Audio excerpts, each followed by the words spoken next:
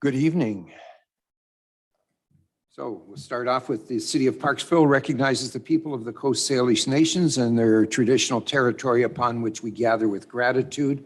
I'm going to first off call the public hearing for Monday, the July 4th to order and ask the corporate officer to introduce the public hearing.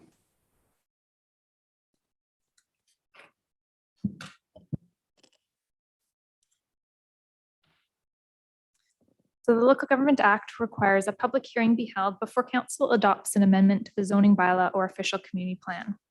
Hard copies of the staff report and related information respecting the subject amendment bylaws have been available for public examinations at City Hall since June 7th. At this public hearing, all persons who believe their interest in property to be affected by the proposed bylaw shall be afforded an opportunity to be heard on matters contained within the bylaw. Anyone wishing to be heard on the bylaw amendment must come to the microphone at the appropriate time and clearly state their name and civic address or city of residence.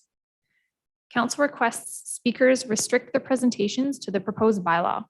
The purpose of this public hearing is for council to hear from interested persons in relation to the impact of the proposed bylaw on their property. Council's authority is limited to regulation in relation to the use of land. Council does not have the authority to regulate or prohibit in relation to the user of land. As such, council requests speakers restrict their presentations to the proposed bylaw and the uses permitted under that bylaw and refrain from any comments in relation to possible users of the subject property. Council will not tolerate inappropriate personal attacks or comments which are discriminatory or defamatory. The function of council this evening is to listen to the public presentations and not engage in debate. Whether you are for or against the proposed bylaw, during the course of the public hearing, council would ask you not display any outbursts as a courtesy to all present this evening. Council asks that you treat all speakers with respect and neither cheer or applaud when you agree with the speaker's presentation, nor jeer or boo when you disagree with the speaker's presentation. Council wishes to ensure every speaker has a fair opportunity to be heard and the environment at the public hearing is a positive one, and that individuals do not feel uncomfortable or intimidated from expressing their views either in support of or in opposition to the proposed bylaw. Again, council will not tolerate comments or behavior that is intimidating or create a negative environment which deters people from speaking. No presentations or submissions will be received by council on the proposed bylaw after the motion for termination of the public hearing for the proposed bylaw has been adopted. So this evening, there is one item on the agenda, Zoning and Development Amendment Bylaw 2022, number 2136. And this proposes to facilitate automobile parking as a standalone permitted land use within the tourist commercial CS2 zone. And as of 4 p.m. on July 4th, no correspondence has been received in response to this application. Thank you. Okay. I'd like to invite anyone who would like to speak to come forward to the microphone and give us their name and civic address for the record.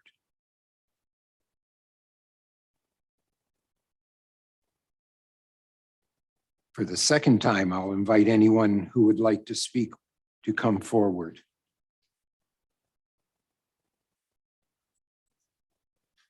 For the third and final time, I'll invite anyone who would like to speak to come forward. Seeing none, and under the idea that there are no correspondence that has been received, I'd need a recommendation that I need a motion to terminate the public hearing. Councillor Chandler, Councillor Wilson, all those in favor? Opposed? It's carried. Thank you. Okay, so just so everybody understands in the public that once this hearing has been adjourned, which it has, council cannot entertain any further submissions or correspondence from the public on the proposed bylaw. At the conclusion of the meeting, we're adjourned. So we keep moving forward. And are we ready to go? Amanda, are you ready with us to continue with the meeting? All right, thank you. So good evening and welcome to the July 4th meeting of council. On behalf of council and residents of the City of Parksville, I want to extend our heartfelt appreciation to the Bard to Broadway Theater for their managing contributions to the community, from managing and maintaining the Shelley Road Community Center as a venue for community services and gatherings, to provide cultural enrichment through live theater and youth programs in the performing arts over the years. The work of the society has contributed to the quality of life in the city. Bard to Broadway will be missed. Tomorrow, July the 5th, we will officially dedicate the new Memorial Plaza located on Memorial at Alberni Highway. The event starts at 5 o'clock with ribbon cutting, entertainment, and cupcakes. Council looks forward to showcasing this new public space in the downtown, in Parksville's downtown. And on July the 22nd, we will officially open the new Parksville Outdoor Theater in the Parksville Community Park. This event will kick off Parksville Beach Festival Summer Concert Series, and details are on the city's website. For our consent agenda, there are 3 items. We can take them all at once if you wish, and I need a mover and a second to do so. Councillor Patterson, Councillor O'Brien. All those in favor? Opposed? It's carried. Thank you. Delegations. We have a couple of delegations by the looks of it. So we'll start off with E.Delorme with Highstreet Ventures. Please present on the proposed zoning and development bylaw amendment at 413 Wembley Road. Are we in the house? We are. Do you? There we are. Excellent. Do you see my screen? Yes, we do. Excellent. Well, thank you so much, Your Worship and members of council. My name is Eric Delorme, Development Manager at Highstreet Ventures, the developer and applicant for the proposed 413 Wembley Road project. I'd first like to start off by saying hello again. We are so fortunate to have the opportunity to bring another high street multifamily residential development to Parksville. I have had the pleasure of addressing most of you in the past, so I'd like to just do a high-level review of the type of development Highstreet constructs. We focus on zero carbon, net zero energy ready condos and rental developments, providing high performing buildings with high-end finishes, on-site solar electric generation, and fully landscaped sites, really allowing the natural topography and existing site features to dictate and complement site design. So today I would like to discuss our proposed zone amendment for the 413 Wembley Road site and specifically address how the proposed project meets the OCP requirements for multifamily buildings in Parksville's multi-unit and intensive residential development permit area, or DPA4. So the 1.04 hectare site of the proposed development is located at the intersection of Wembley Road and Church Road, across the street from Wembley Mall. This site is comprised of one legal lot, currently zoned RS1 or residential single family, as per Parksville zoning and development bylaw number 2000. We are proposing a rezone to the OCP supported RHD4 or residential high density zone to facilitate a multifamily residential community. Now, the main focus of this proposed development is to be in step with the City of Parksville's OCP, providing the necessary residential transition between the commercial developments in the downtown and Island Highway areas. So sitting just south of the Wembley Mall, this site holds incredible potential for a compact residential development consisting of extensively landscaped, multi-level apartment buildings as envisioned by the City of Parksville's official community plan. So with the RHD4 zoning, we will be proposing 2 multifamily buildings, which will be designed in response to site location, appropriate building heights, forms, setbacks, paying close attention to the landscape, screening and buffering from adjacent single-family sites. And wherever feasible, mature, healthy trees will be retained and incorporated into the overall site design, minimizing excessive hardscapes and maximizing green space, privacy, and native vegetation throughout the site. The intention of the design and character really is to provide the City of Parksville with a high quality site that respects its surrounding uses. So the proximity to existing parks, schools, commercial amenities right across the street from Wembley Mall, public transit, green space, it all provides an opportunity for design really centered around alternative transportation. The proposed site will orient the buildings towards the street, screening parking from street view and encouraging social neighborly interaction. This really is a common theme for High Street. We strongly encourage alternative transportation and provide walking pathways and bicycle parking around sites, and typically provide a commercial grade pump for bicycle tires and work stands to make sure everybody's bikes are operating as they should. And really what we're trying to do here is minimize the trips off-site by vehicles. So we want to help make Parksville's communities as walkable and as bikeable as possible. However, we do recognize that there still is a need for cars. And so we have completed a TIA, or a traffic impact assessment, which identified only minor impacts on the surrounding traffic network, assuming a community with 116 suites. So this slide is really important to us. Energy, water, greenhouse gas emissions, because sustainability is more than just a building model for us, it's who we are. So this project, like all other High Street projects, will follow the BC Energy Step Code compliance pathway and will target the highest achievable step for Part 3 residential buildings, Step 4 net zero energy ready. Further attention to reducing overall energy use intensity is focused on utilizing high quality mechanical systems, providing enhanced filtration, heat recovery, and fresh air 24/7, all while typically performing as much as around 70 to 80% better than base code requirements. On top of this, I mean, the building envelope will be robust and extremely airtight, leading to enhanced occupant comfort and further reduced energy demand. So additional energy conservation measures are also the use of solar panels, Energy Star appliances, triple pane windows, and water saving fixtures. Now, for the landscape, only native and drought tolerant vegetation species will be selected for the reduction of on-site water demand. All vegetation will be furnished with irrigation and rainwater collection gardens, not only to increase water conservation on site, but to also facilitate the fully comprehensive stormwater management plan. To achieve all of this, our communities are 100% electric and largely powered by the on-site solar photovoltaics covering the rooftops of our buildings. We will have 100% EV-ready parkades to encourage emission reduction, as well as just a shift away from fossil fuels in general.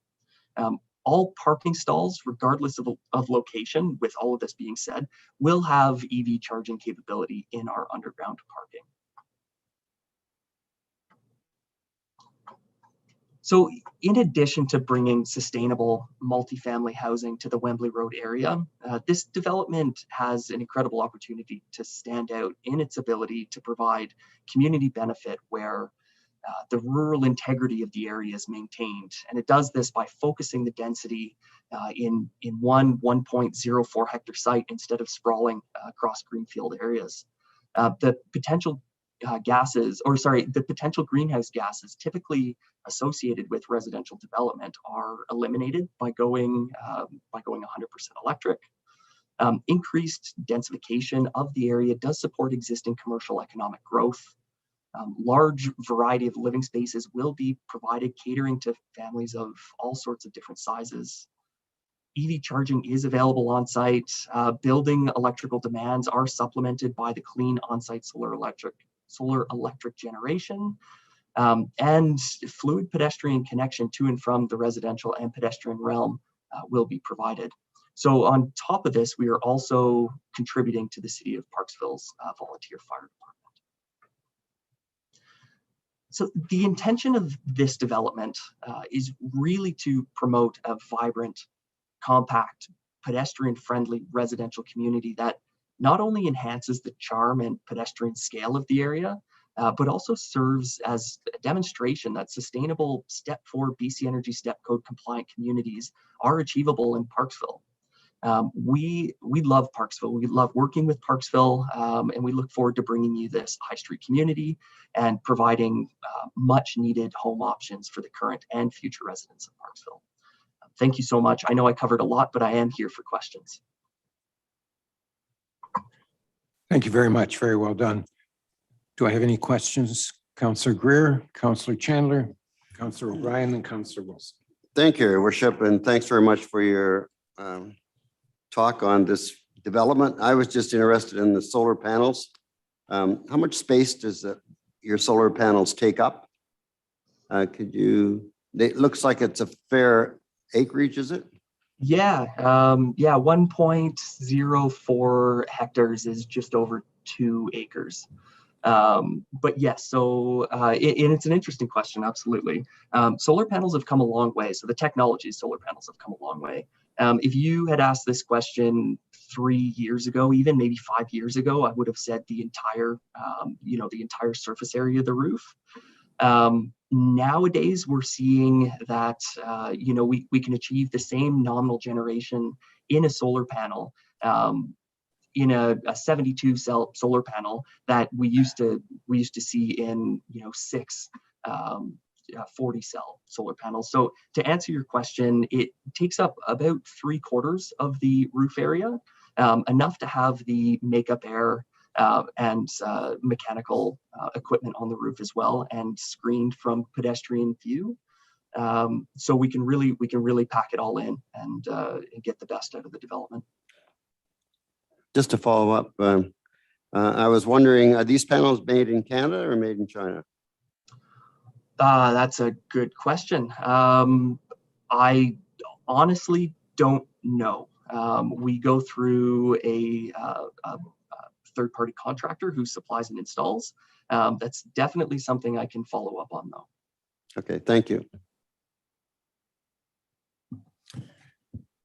Thank you, through your worship, to Mr. DeLorme. Thank you for the presentation. Looks great. Really nice looking building. Obviously, in that area, I think it would fit to the topography of that area. There's lots of need for places there. Just for my knowledge, is this is a rent or sale units or rental units? We would love rentals in Parksville, but honestly, with how the market is playing out, we honestly can't make that determination until the product's ready to go to market. So right now, we don't know. And just a couple of little follow-ups here too as well. With that being said, if you were to go with a rental, would you be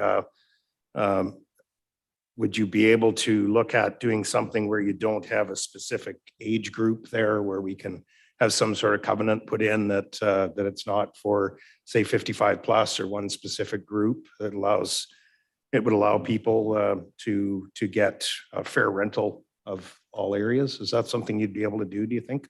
Yeah, so we do own and operate our developments. Should we choose to have this as a rental community, we would own and operate it.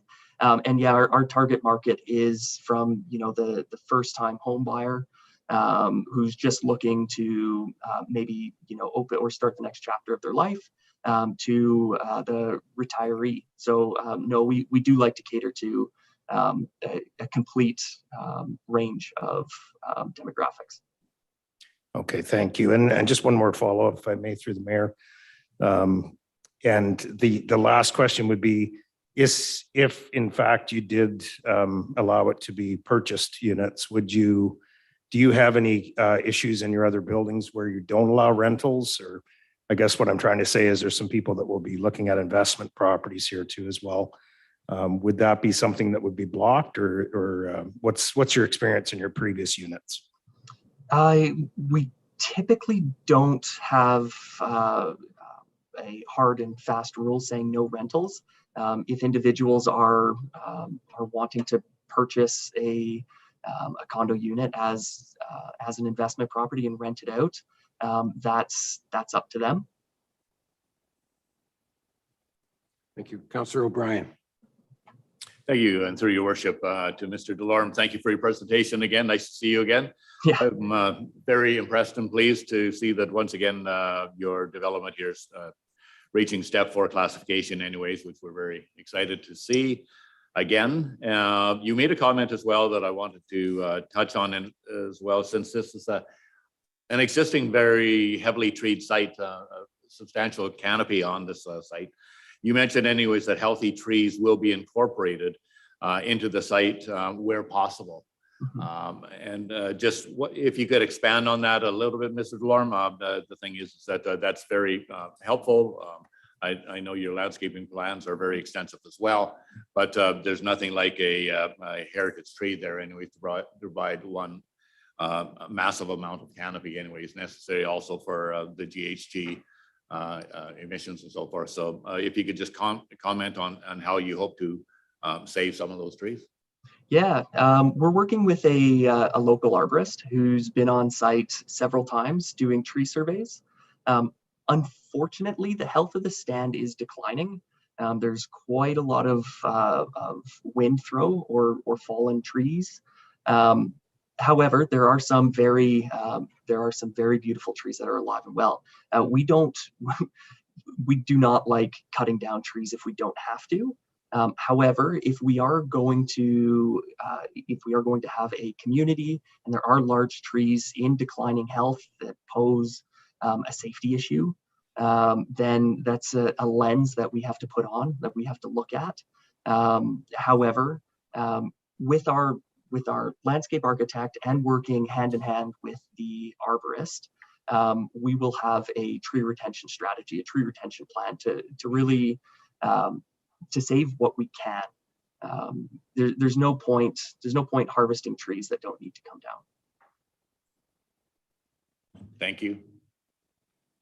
Councillor Wilson. Thank you, and through your worship, to Eric.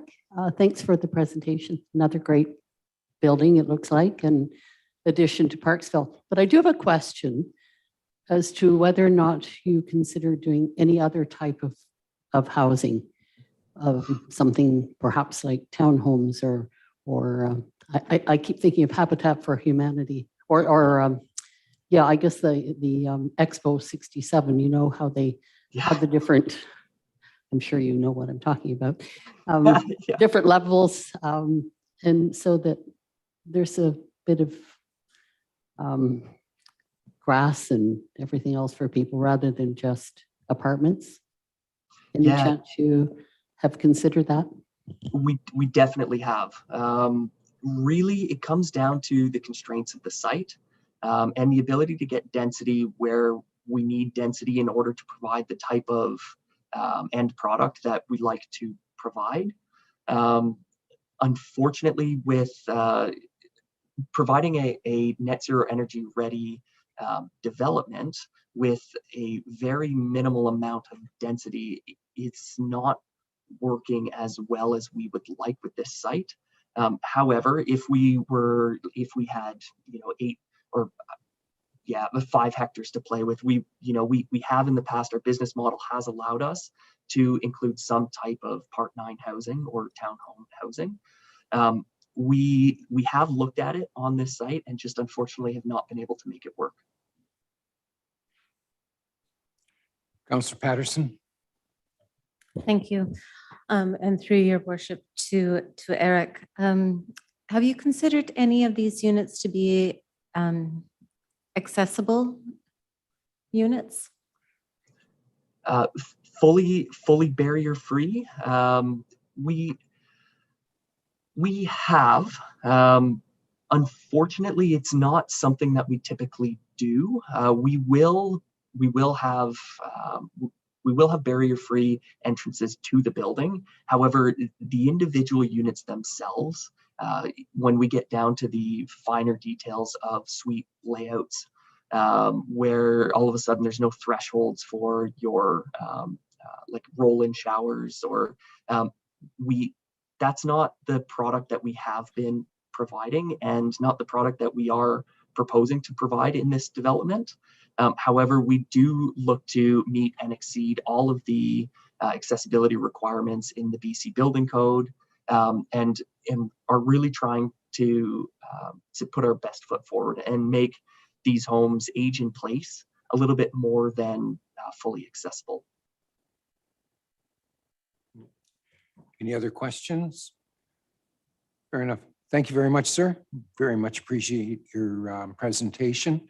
And we look forward to working with you further on this. Thank you. Thank you.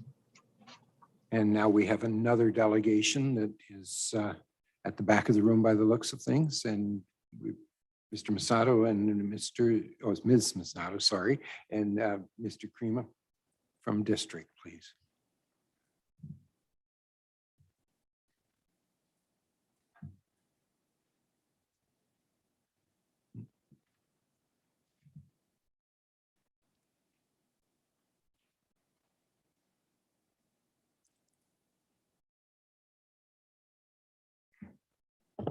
You guys know how this works now, so go ahead.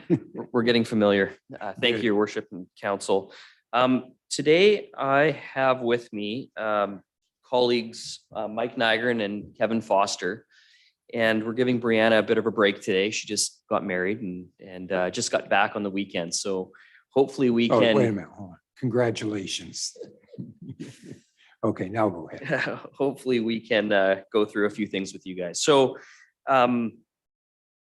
we have put together a presentation to help address some of the questions that came up in our last delegation, as well as give you a fulsome view of the project as we see it today with all of the input and feedback that we've received. It's a fairly meaty presentation. We have tried to boil it down to 10 minutes, but if it would be, we go over a couple minutes, I guess we're asking respectfully that that we do that. If not, we can answer questions at the end and we can always come back. Okay, there's a trap door that opens up at the end of 10 minutes, so it's no problem. Just flush me, not these two guys. Okay. All right, so we'll get into it. Let's see here. A quick overview, process summary, addressing some concerns that we've heard, the master plan that we've been asked for, and the pictures and what is this thing all about. Talking about a few of the commitments that we've agreed to with city staff to date. And then we're going to give a little bit of an update on what the housing market in Parksville looks like as of the current statistics this month. This is a quick snapshot of the process summary, and the Coles notes on this is we've been at this since September 2020, working through reports, working with the city, engaging the public, coming to council, giving updates, and we're trying to get this moved along as fast as we can now that we're in a bit of a process. And by the time, hopefully, we get through this, construction and occupancies won't be in for another year or two from now, given development permits and building permits and such. And that's assuming everything goes according to plan. So that's the quick summary, and I'm going to turn it over to Mike to talk about some of the things that we've heard and some of the concerns that we've been brought up to us. And I think he can probably help answer a few of those questions. Thank you, Brandon. Good evening. Nice to see all of you again. We thought it'd be a little more interesting if you had three of us speak instead of one of us kind of drowning on for a little bit here. So we tried just in this list coming up here to truncate things that we've heard both in this room, but also through our public engagement and our discussions with city staff. Wouldn't say it's all of them, but it's a good majority of them. But we thought we'd spend a few minutes just addressing a couple comments that have come up over time. It's not exhaustive, so we can answer questions certainly after there's more detail anyone wants to get into. So one of the comments was, it's a major OCP amendment, and I think it's very much a significant project. It's 800 homes. It's a large tract of land, but I think the context we want to give here is major maybe isn't the way that we describe it. If you actually pick up the OCP from 2013 and you look at the color that's on there, it's not necessarily obvious what's there. It's actually a single family designation, which I think, given to when we talk about the housing market here, that we're going in a much more relevant direction with this project than single family. But it does have this planned neighborhood designation over top of it. I think if you look at the planned neighborhood designation list, again, I won't read all of that. We meet or exceed all of these policies as far as what we're looking to accomplish here, and our proposal addresses. Again, this is, I guess, the blue overlaying on the yellow, which creates the green with the blue line around it. It's not necessarily obvious, but we're kind of considering this more housekeeping than it is, quote, a major OCP amendment. So second thing is water capacity, and I'm going to bring up water and sanitary capacity at the same time. And again, we could go way down the road on these things, but the process we went through is we had our engineers prepare capacity analysis reports, both for sanitary and water, which confirmed there was capacity for both. Those went in as part of our application. The city commissioned independent reports that confirmed that that capacity was there. And I think that's largely a result of two things: major investments the city's made in the recent years for water. And I admit I won't have the date. Scott may have the date a bit more precisely, but I believe the sanitary line that went under the Englishman River was sometime in the 1990s. So it's been considered for some time, and the capacity is in fact there. Floodplain impacts is something that's come up. So when I went to engineering school in the 90s, everything that we were designing, bridges and otherwise, is all about the Q100, the 100-year flow. Brandon and I built a shopping center in 2008 in Abbotsford, and we had to floodproof to the 200-year level. And it was dry this last fall when they had the floods, fortunately, so the math was correct. We're addressing the 500-year level here. So I mean, this is a whole other dimension into climate resiliency and flood mitigation risk. The reports have been done. We believe the floodplain risks are negligible here. And in fact, it adds another layer of redundancy for that watershed as far as flooding goes. Traffic congestion.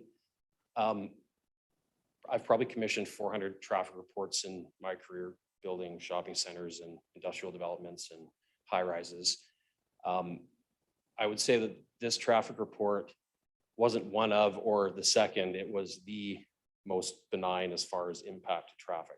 Now, again, that doesn't solve the perceptive issue that's out there that traffic is growing along the Island Highway there. But as far as the levels of service of the main intersection we need to address, which is Twan and the old Island Highway, pre and post development for 800 homes plus growth. Now, it does consider that we have to make some improvements to that intersection. The levels of service are of the highest that we've been able to get intersections to perform when you layer development on. So we consider the traffic congestion not a technical issue. Trail connections, big topic. The Coles notes here is that they will remain as they do today, and over time they'll get augmented, potentially shifted in some locations as phases of construction progress, but they'll have more opportunity to get better and more complete than to go away as time goes on. So we don't see that changing as well. Habitat preservation. So a large component of the high quality habitat is within the 500-year floodplain here. Outside of the 500-year floodplain, we exceed all minimum setbacks for habitat, water courses, et cetera. Outside of those areas, we're also maintaining and avoiding environmental features within the development portion of the site. Brandon will talk some of that through when we show the master plan to you. Community consultation. So we ran a process both in the fall of last year and the spring of this year. The awareness program for the community consultation was the same in both instances as far as social media, the statutory requirements for advertising in the newspaper, et cetera, et cetera. Both were well attended, well over 1,000 participants in the virtual version, well over 100 in the in-person meeting. We were able to collect a ton of data from this, data that we've parsed, that we've analyzed, that we've reported in its complete form to the city, and that this proposal incorporates. Timing / election year. I think this was some commentary last time. We're always conscious of this, but I think as Brandon pointed out in the process summary, we have had the application in for a while. And I guess we're hoping through communicating this and all the work that we've done that we're trying to make the decisions easier for everybody. But we think that it's a hard thing for us to time when these things come in front of yourselves for consideration. 800 units, too much, too fast. I guess in our world we wish, but the realities of actually building housing these days is 800 units will not come in a large deluge to this project. I'll use our Molliette Street apartments as an example. We've been fairly flat out on that project, and it's just over 250 units. By the time we're done, it'll be almost 6 years. So we're averaging about 40 units a year on that project. This will probably be somewhere between 50 and 80. So this is a decade-long build out for this project. One hand, we'd love to tell you we could do more because we believe there's housing need for it. But on the other hand, I think we give some comfort that we're not just going to wake up and there's going to be 800 units here. And then housing risks. So this is sort of my last comment, and we'll talk a little bit more about this when we talk about the market a bit. But one of the things that came up in some of our conversations, and this is in, we're in 15 municipalities. What happens if an apartment building burns down? 30 units, 50 units. Where do those people go? There's no vacancy, there's no sale product, there's no hotels. They can't go to the neighboring community because in this case, Nanaimo or Qualicum or Port Alberni or Rocks or Courtney has the same issue. So I think that, and I could go on and on about this, but getting ahead of vacancy and getting more than a month's supply of sale product, I think is an important thing as far as housing risk to the community. So again, a bunch of things we've heard outside of this room, some that we've heard in here. Wanted to have the fullness of a chance to address some of these comments, and certainly can answer questions about it after. Back to Brandon. Thanks, Mike. Okay, so here's where we get into some of the plans and things that I think we've been asked for. So this is just a quick recap. It's 140 acres of land, approximately 70 acres of it we have planned to develop. The rest would be environmental setback and parkland. It's part of the fish community plan, as Mike had mentioned. Not the specifics, but it's very close to the criteria that's been outlined in that plan. And so we have in here some cross sections, and maybe we'll go to the plan first. So we commissioned one of our planners to put together a master plan for us to all take a look at. And what this master plan was supposed to indicate, and it does indicate, is how big a land area is needed to fit this 800 units. So that's one thing. Second thing is, what types of product would we have to put on there, or would we like to put on there in order to achieve that? And so in this plan, the different colors of buildings represent different types of buildings. So there's duplexes, there are fourplexes, sixplexes, eightplexes, townhomes, and a few small apartment buildings, as well as some walk-up 3-story walk-up type apartment buildings without elevators. And the reason there are all these different products and types of housing on the land in our minds is to be able to facilitate different socioeconomic classes, different family arrangements, different income levels, etc. over time. As well, this plan is intended to be both rental and for sale product. Also, the plan shows, I guess, the pockets, and these buildings could be supportive housing, they could be market housing, they could be seniors, they could be any number of housing types over time as the market matures and the plan gets built out. One thing to note on this plan as well is that there are no single family homes on this plan. And that was purposeful on our part to try to bring an affordability metric to this piece of property. A couple of the other features, I guess, is there are these, we call them wetland pockets. Those aren't, they're within the 500-year flood area, but they do get wet when there's big rain events, and then they drain out when the rain event's over, and they filter down through the gravels and things. Given this was a gravel pit once upon a time. The areas in green that you see are parkland that we intend to maintain as parkland forever. And we can get into some of the commitments that we're making on behalf of those things as well. There's a couple pieces of this plan that I think need some small changes to. We can get into that later. But one of the main pieces is taking some trail networks a little bit further away from the river and closer to the backs of the homes on the southern part of the site. We're going to leave this presentation with you as well if you want to take a look at it and study it a little bit after we're out of here. Back to the sections. So these are the cross sections that show from east to west or west to east on the property. And so if you look on the left-hand side of the page, this is where the Englishman River is. It's the northern section of the site heading towards the east, where our housing cluster, our first phase would start in our minds. So the first section shows a lot of forest, ecological area, nature park, and then a housing cluster. The second area will show the center of the site, shows the river, and then a small wetland area surrounded by forest, and then some housing. And the final section on the southern part of the site shows the river and a couple housing clusters going up the bank and showing the final housing cluster. If we just switch back over here for a quick sec, you can see how that works. So the northern section, you have housing on the far right, middle section, you have wetland followed by a housing pocket, and the bottom of the site, 3 housing pockets separated by forest and trails. Some precedent images that can give a little bit of a flavor to the neighborhood and show the different housing types. So top left would be a 4-plex building, possibly townhouses. The middle upper would be a 3-story walk-up. These are prevalent in the United States. They call them workforce housing. It's a little bit of a more affordable housing product type.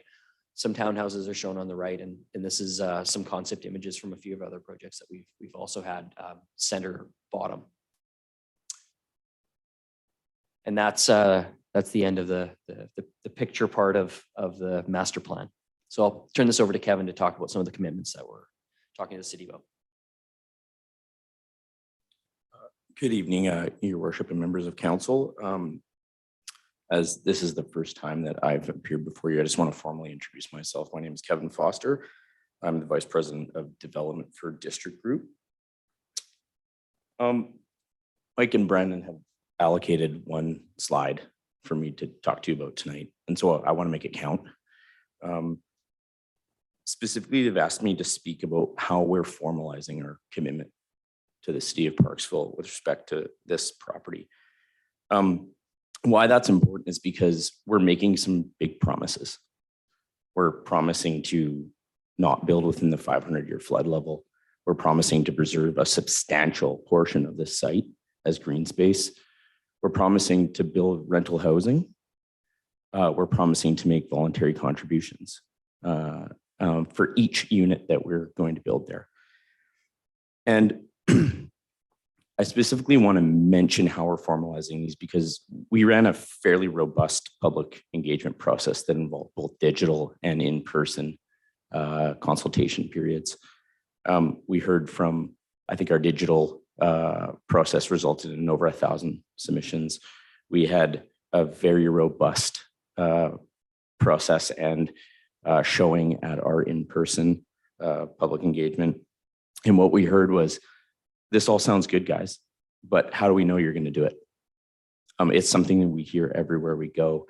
And I think you guys have a little bit of experience with District Group and what we're doing on Mollyette, and we do what we say we're going to do. However, sometimes that's not good enough for people who are skeptical about behavior of developers, and we don't blame them. We're also small town guys ourselves. The gentleman behind me here grew up in Port Alberni. I grew up in Duncan.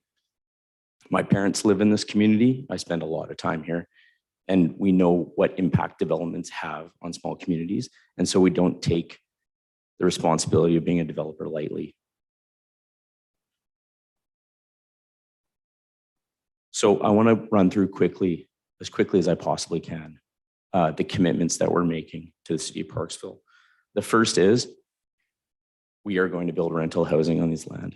And we're going to formalize that in a legal document that's registered on title that requires that we do so. We're going to build 100 units. And that's the first thing we're going to do. The second thing we're going to do is we're going to put a legal document on title that prevents us from developing in the floodplain. There's one caveat to that. There is a section that will be called a conditional development area, where if we have a hydrological report that suggests there'll be a net zero impact on flood levels, that we could potentially build in that area if approved by the city of Parksville. We're going to put another legal agreement on title that prevents us from developing in what would be called a green space area, which is even more robust and larger than the flood level. The important thing about this is that the flood level, the 500-year flood level at some points comes within the riparian setback area, which is 30 meters. Our green space covenant requires a 35-meter minimum setback, which goes beyond basic standards. We are going to enter into an agreement with the city of Parksville that requires that we contribute $1,600 per unit. We're proposing to build 800 units here. That's about 1.25 million approximately in voluntary contribution.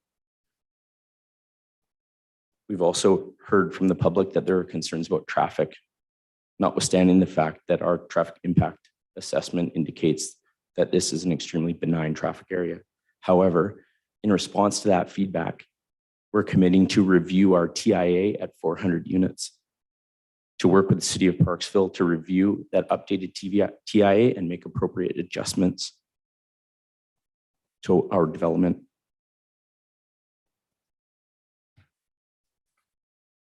And lastly, you've heard from Mike about things like trail network. You've heard things about riparian setback. We are committed to doing those, and our plan contemplates those. And the development bylaw that we have worked with Blaine to draft also contemplates a net developable area of 35.5 hectares, which also mirrors the covenants that I've just discussed.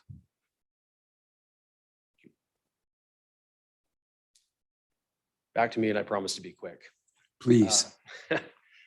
So just quickly, so we cobbled together some housing stats. Again, you'll get a copy of this presentation you can go through. What this tells us is still limited supply despite the market balancing, and in a market that is heavily overweighted in single family homes. So again, 800 units, no single family homes. It is kind of that middle missing density that a lot of towns the size of Parksville and the makeup of Parksville and that we do business in, same issue. So we think the right type of housing at the right time with respect to the market. It's also an affordability thing. Even the townhomes and the lack of supply, everything's really, really expensive. So we've broke this down by listings and listings within their price range. Again, just everyone's seen this in the last while. A more than doubling of average price of Parksville the last 4 years. Again, the hope to get more supply to help this. Rental apartments, enviable. Almost 400 units in Parksville. I mean, when you start out with 566, a lot of rental housing has been built in Parksville, and we certainly appreciate your support in getting our project up and going here. But 68% more apartment units in a 4-year period of time, fantastic.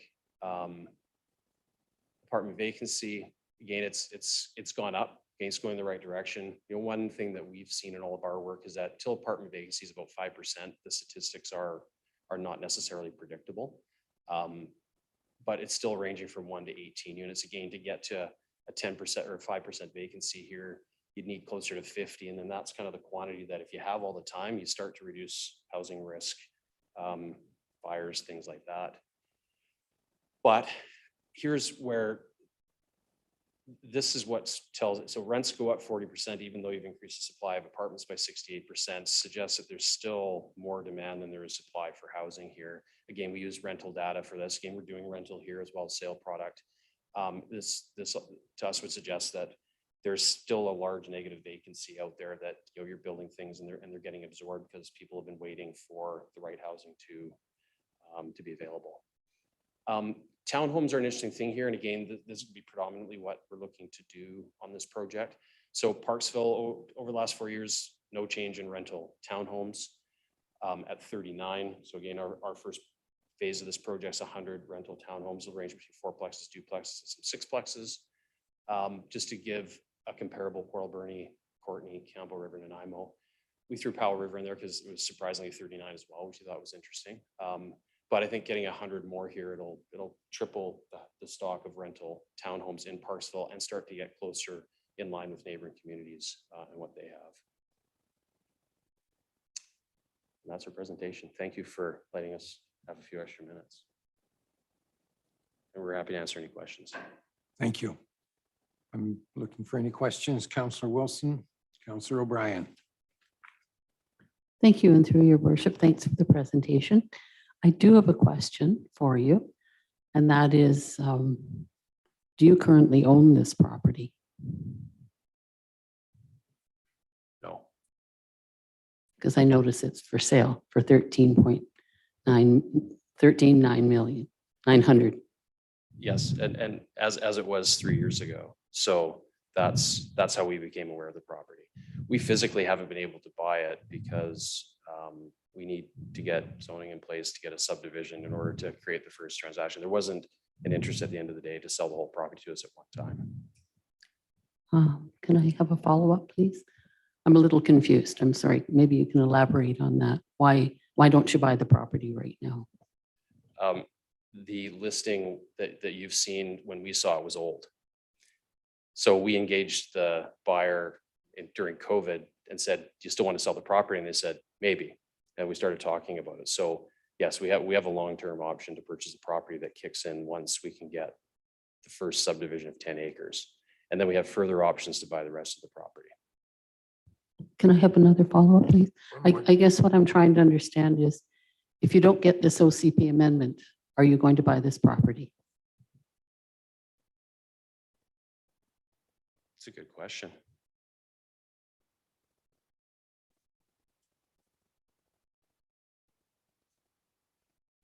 Can I elaborate a little more? Please. This property would be worth considerably more money if the OCP amendment goes through. Yeah, so I guess an important detail of our purchase of the property is that it's not, we don't benefit from that. So our purchase of the property over time is not at a fixed number. So even if the property goes up more in value, that's not for our benefit. That's for the current owner's benefit. If you don't get the OCP amendment, would you consider building on it as it is now, a single family? Buying the property and building? I'm not sure we would. We do some single family, but that's not primarily what we do. And it would still have to be rezoned. Councillor O'Brien. Yeah. Thank you, your, excuse me. Thank you, Your Worship, and through to the delegation. Good job. I saw a little more detail that I was hoping to see today. Not as much as I'd like, but it was better than the last one. Sorry to be a little blunt the last time, but that's kind of where I saw it. On a positive note, I love your diversity on your housing types. I love it. I think it's a great proposal for this site, and it's going to satisfy a lot of different needs. And you have the numbers there. So I really love that. I think that's great. Quick comment. I think I'm not sure. I think Mike, I'll pick on you anyways here. You talked about trail preservation, so forth, because there's multiple trails in that property now. I understand what you're saying about, keeping the community happy by having trails. That's good. However, those trails, they're just, they haven't been designed, they haven't been put in proper locations, they're detrimental to the environment instead of improving a type of thing, and there's all sorts of things. So I'm not sure that trail preservation should really be a priority, other than like allowing trail use during your different phase construction. I think that's admirable, and I welcome that, but I really believe that what we'd be looking for is a proper trail design throughout the entire site. With environmental concerns, there's so many different groups that get in on that, of course. The setbacks, you mentioned it as well, the setbacks from the river and so forth, that all has to be considered. But I think, we would expect a better plan that's going to be better for the environment and better for the river. So I'm just hoping that you're looking forward to that. I'm paraphrasing a lot of the comments that you got as well, that we've received extensive emails as well. So just a comment on that. The Englishman River used to be a very strong salmon bearing stream, a river at one time. It's not anymore. It's been abused, and there's various groups that are trying to recover that. Down at the end of the estuary itself, the Nature Trust and so forth, and various groups are working on enhancing that to turn that into, and up at the other end of it, up by Allsbrook and so forth, there's hatchery processes and going on out there. But at the same time, you are locating your project on one of the best assets we have at the City of Parksville. And the thing is that what I would hope is that, I understand your amenity contribution is quite generous, and I do, but I'm not sure that if perhaps some of that could be used for maybe you actually working with the different nature groups, whether it's MIVAS or whether it's with Nature Trust and so forth, to actually do remediation on the Englishman River, at least along the stretch of river that actually runs alongside of your proposed property. It's a tremendous opportunity for you to actually bring that river back to the former glory it was and should be. There's no reason it shouldn't be, other than it's been abused by different user groups or whatever and so forth. It would be a real feather in your cap to getting full acceptance on this. I think it would be worthwhile. We found out that there's so many experts in the city, and there's an environmental assessment people that can come in and say, this would be better here, and whether it's just like putting the stumps in the river to give resting areas for the salmon spawn and so forth, things like that. There's all sorts of things that could be done to improve the river. And I think that this is your approach should be that you don't want to affect the river, but actually you want to improve the river. And I think that would be a really good way to look at it at this particular part of your presentation. The 170 acres you're saying going to be developed, the rest are parkland and so forth. And once again, that parkland and how it's dedicated parkland, is it going to be dedicated? Who's going to manage that parkland? I have questions on that. Who's that going to be? If it's dedicated back to the city, is it going to be dedicated to a group such as Nature Trust or something like that? I'd like details like that a little closer. But other than that, riparian improvement is big on my radar here. But yeah, great presentation, guys. Thank you. Thank you. Brandon, if you can Go ahead, take Brandon. 15 seconds, just, we're eating, sleeping, and breathing a bunch of the things that you're talking about here, and I think he can comment on a bunch of things. to Thank give you. Some comfort. Okay, I'll try to do this real quick. So trail network, working with somebody to help rehabilitate the river, and dedicating the land, and how does that going to work at the end of the day? I think those are the three topics. So the first one on the trail network, I think, so what we're trying to figure out here is the trail net. There's a bunch of trail networks there, and we know that some of these trail networks are in a good spot. They're coming through the middle. They're not damaging, kind of call it good habitat. And then there's other areas that are trampling the side of the riverbank, and it's causing vegetation to die and the riverbank to start falling into the river. So we are cognizant of all that stuff.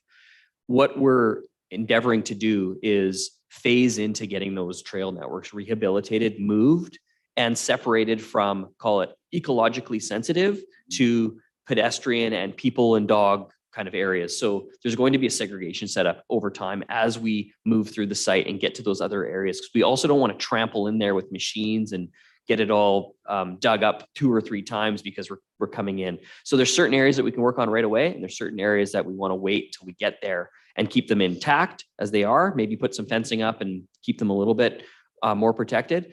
The other thing that we heard was, so trails, yes, we're all over it. We understand where the divide and conquer needs to be and how the two have to interact, but have to be separate. So we are working on that, trying to get further on getting those things figured out. Second one is with respect to the riverbank, we have had a number of conversations with the salmon habitat guys and the Aerosmith biodiversity guys and all these different groups that are in Parksville. And there's a number of them. I can't even believe how many of these types of groups there are, and it's great. And so in each of them have a little bit of a different spin on what they think needs to happen. So one of the things we heard was, and I had offered up was, do we want to rehabilitate the bank? Do we want to put some riprap in? Do we want to stabilize it? And what we've been told is, no, actually, what we want is the river to do what the river is going to do, but stay away from it so that it can regenerate itself. Root systems can go into the bank, and rivers move over time. Without humans there, the river will move. It will erode banks. It will create habitat. It will do what it does, but it wants to do it naturally, not with the intervention of humans coming in and disturbing things. So that's what we've been kind of told, and we're going down the road. On the note of working with somebody, we have been in contact with Nature's Trust. We have talked to them about the Englishman River, and they do have an interest in maintaining from Topridge Park all the way to the estuary. There has been that floated out to us.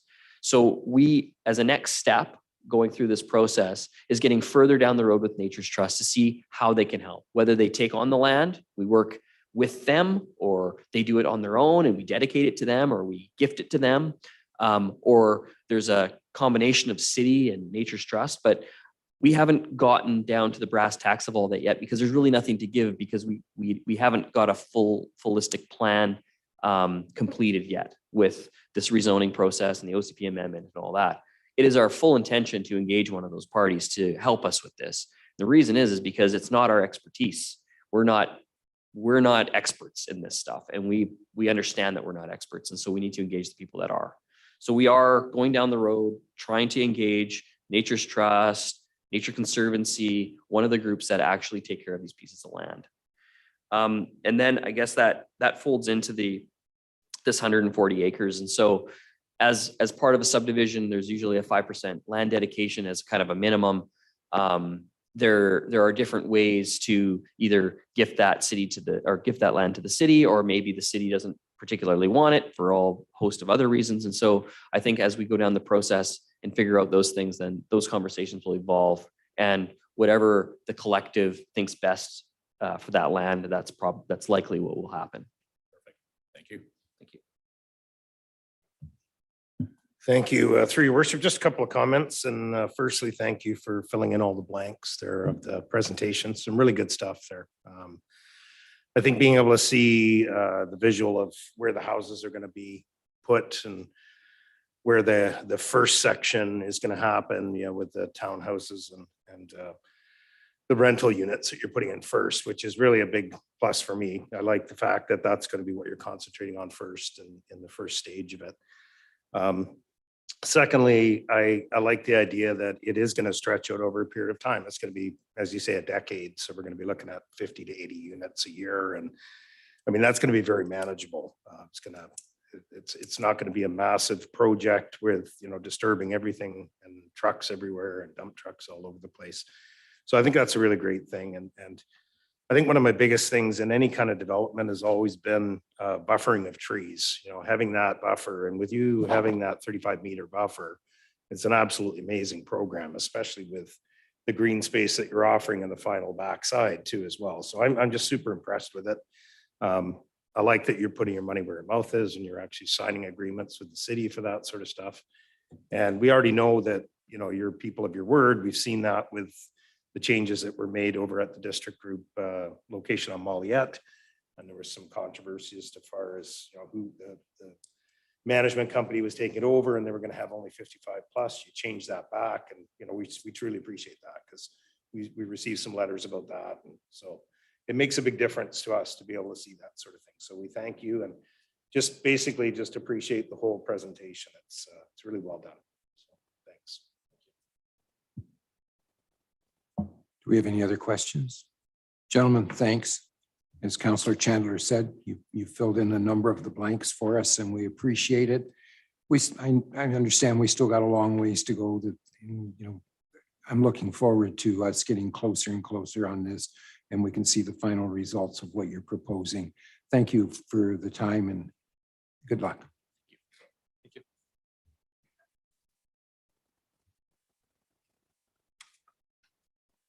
Ms. Woods.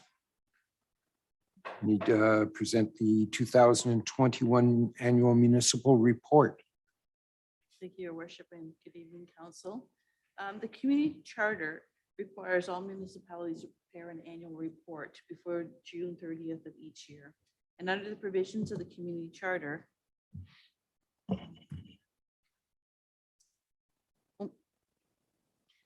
so under the provisions under the community charter, the annual report is available to the public 14 days prior to council considering the report.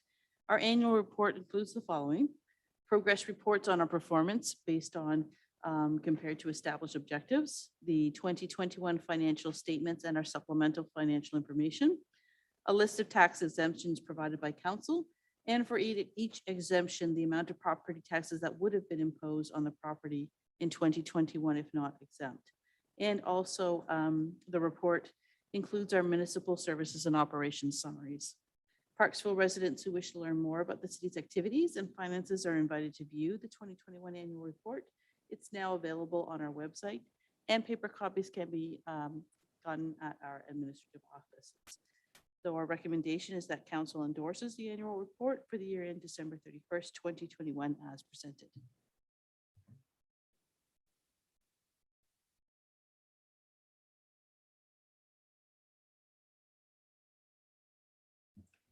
The microphone monitor is on. All those in favor? Opposed? It's carried. Thank you. Mr. Russell, please present the report on the application for the zoning and development bylaw amendment at 413 Wembley Road. Certainly, if I may, your worship and council, for your consideration this evening is a rezoning application intended to facilitate 116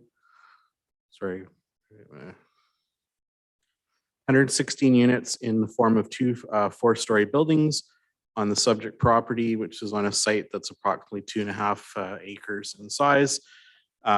If council follows the recommendations this evening, the application will advance for consideration of first reading and the developer proceeding with the hosting of a public engagement process. The recommendations are per the agenda. Thank you. We can take all 4 recommendations at one time if we wish. So I'm looking for a mover and a seconder. Councillor O'Brien, second by Councillor Greer. Discussion. Councillor Patterson. Thank you, Your Worship, and through you to our Director of Planning. The recommendation is that the application be referred to the Ministry of Transportation and Infrastructure, the Regional District of Nanaimo, and the Agricultural Land Commission. Could I get a little bit more background on the Agricultural Land Commission, why it's referred?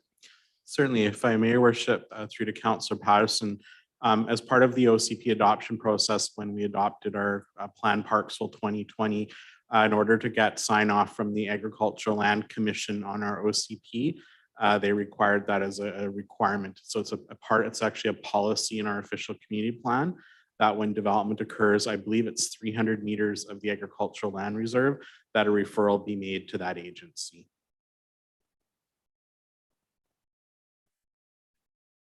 I think you answered her question. She's not happy with it, though. All right. Any other questions? I'll call the question then, if you will, please. All those in favor? Unanimous. Thank you. Mr. Russell, please present your report on the development variance permit for 178 Skylark.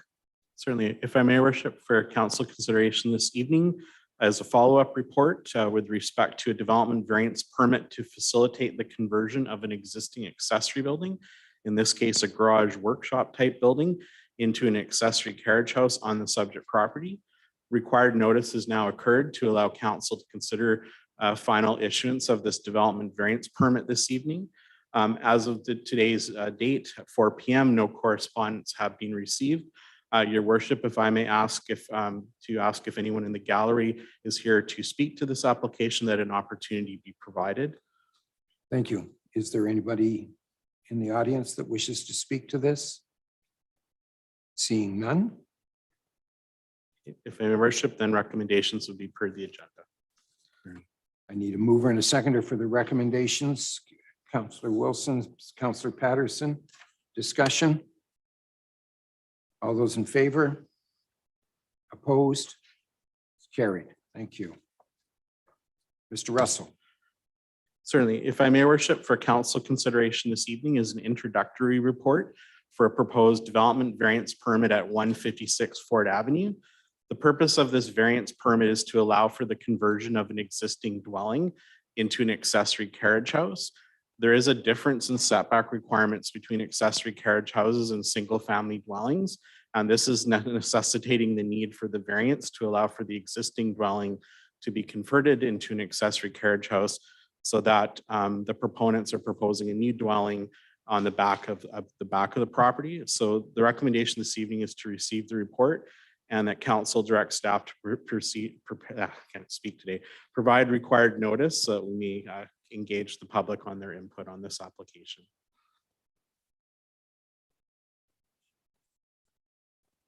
If I may, your worship, that would be at the next step of the proposal. Today, we're just seeking permission to go ahead with notice.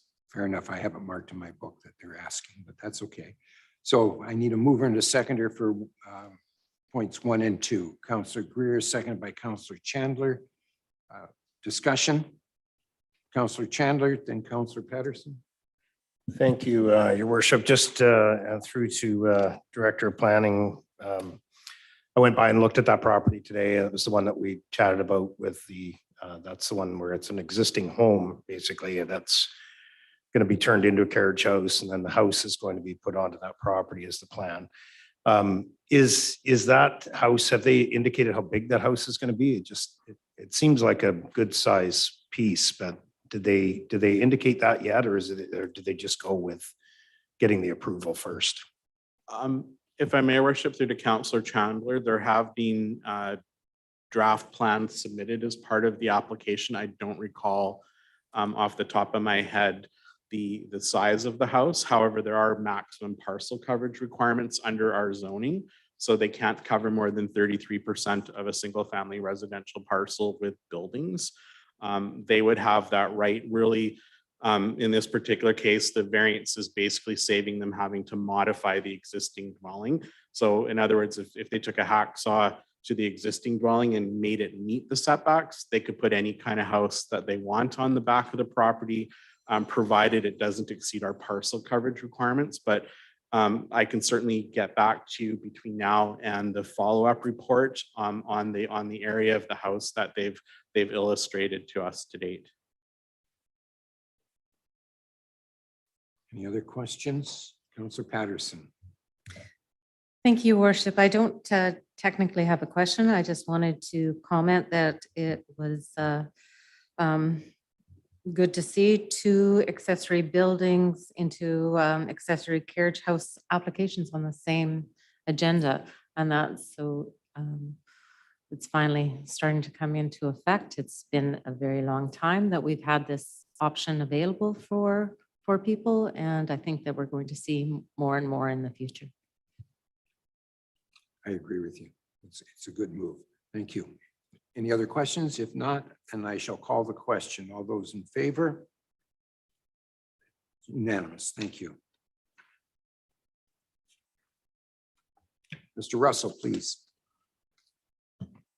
Certainly, if I may, Your Worship, for council this evening is a follow-up report with respect to the rezoning application at 456 Island Highway West. Since the date of the meeting, the applicant has hosted a virtual open house to the public. 2 newspaper ads were placed in the Parksville Qualicum News, as well as an information package as was delivered to properties within 50 meters of the subject property. The applicant advises that no formal written correspondence have been received. At the staff level, we have not observed any emails coming into the city with respect to this proposal. At this evening for consideration is the bylaw for second reading and the setting of a public hearing date. Thank you. I need a mover and a seconder for all 3 recommendations. Councillor Chandler, second by Councillor O'Brien. Discussion. I shall call the question. All those in favor? Unanimous. Thank you. Keep on going. Certainly. So in this case, there was a delegation, so I'm going to probably skip over a little bit here, but the applicant is seeking to amend the OCP in order to have just the planned neighborhood parameters apply. It is intended to facilitate a mixed density residential development with a maximum of 800 principal units. It is envisioned to accommodate a mix of residential densities. The zoning allows for everything from single family residences to 4-story apartment buildings. It's intended to allow for a clustering of development with a portion of the site, 35.5 hectares in the zoning bylaw designated as undevelopable. There are further restrictions in the form of a floodplain covenant and a green space covenant. As part of this, 100 initial units are proposed to be in the form of rental housing. The applicant will also be providing a contribution to the fire department. I should point out that as part of phase 1, the proponent is proposing to provide a voluntary contribution of $160,000. That is part of a draft covenant. That covenant, I apologize, was intended to be attached. An excerpt of it was intended to be attached to the staff report with all the other covenant attachments. I will be distributing that to council after this meeting, But the essence of it is that as part of phase one, $160,000 will be provided prior to any building permits being issued for that phase, with the remainder to be at $1,600 per dwelling unit on a per building permit basis. There's further details and excerpts of the covenants in the report for council's information. I will point out that should the development proceed, there's a number of other technical steps that will be required both through the development permit process. So in this case, this property is encompassed by 5 different development permit areas. Those development permit areas deal with the Englishman River as a sensitive area. The entire property is in the Douglas Fir and Terrestrial Ecosystem development permit area. So further biological studies will be required. Further hydrological studies may be required as the application advances through those different processes, and when more specific lot layouts are known as part of those other applications. At this point, the recommendations are per the agenda to consider the comments that have been received from those agencies that have been referred. At this time, comments were received just from the Regional District of Nanaimo. Over a month was provided for comments from other agencies. Those other agencies may provide additional comment up into including the public hearing. So at this time, we would ask that council consider the recommendations in accordance with the agenda. Thank you. I need a mover and a seconder for well, we can take all 4 points on the recommendations if you want. You want to break them apart? Okay. Councillor Wilson, what one would you like to pull out? I'd like to pull out number 4, please. Number 4 is out. Okay. Anything else? Anybody else want to do? All right. So let's take the recommendations for the first 3 then. Moved by Councillor Greer, second by Councillor O'Brien. Discussion on the first 3. Councillor Patterson. Thank you, Your Worship, to our Director of Planning. You mentioned early that in the phase 1, dedication of $160,000 would be made. And so I'm not 100% certain when I go back through the report and everything and reading with the RDN and they're suggesting the traffic impact and everything at Tuan and that. So would that money go towards the road work first, or who will make those decisions? Will we as the city or the RDN? If I may, worship through to Councillor Patterson. So the $160,000 and the $1,600 per unit is entirely separate from offsite works and services. So the offsite works and services for the development are significantly more. They're outlined in the financial implications section of either this report or the prior report. Yeah, sorry, actually they're in the attachments. So there's a cost estimate in the attachments from the engineer of record. So the engineering department, as between third reading and when the bylaw comes back for council consideration of final, the engineering department prepares a servicing agreement, which is basically a contract between the city and the developer to undertake the offsite works required for the development. And this would include upgrades to put in pedestrian facilities along Tuan Road all the way to the intersection where it meets the highway. And there's an engineering memorandum that provides a summary of what those upgrades are that's also attached to the report. Any other questions? And I shall call, sorry, you can't speak at this part. Then I shall call the question. All those in favor of 1, 2, and 3? Carried. Thank you. I need a mover and seconder for number 4 so we can have the conversation. Councillor O'Brien is going to move it. Councillor Patterson will second it. Conversation. Councillor O'Brien, you get first shot at it. I don't need any comment at this time, Your Worship. Thank you. Thank you, Your Worship. I just want to make a comment about this project or this application. And my concern is that I feel the land use concept should be revisited as part of the City of Parkville's next comprehensive official community plan review, which in this case makes sense, given the scope of the project. And in my opinion, I feel that it's still only a high-level concept at this stage, not enough details.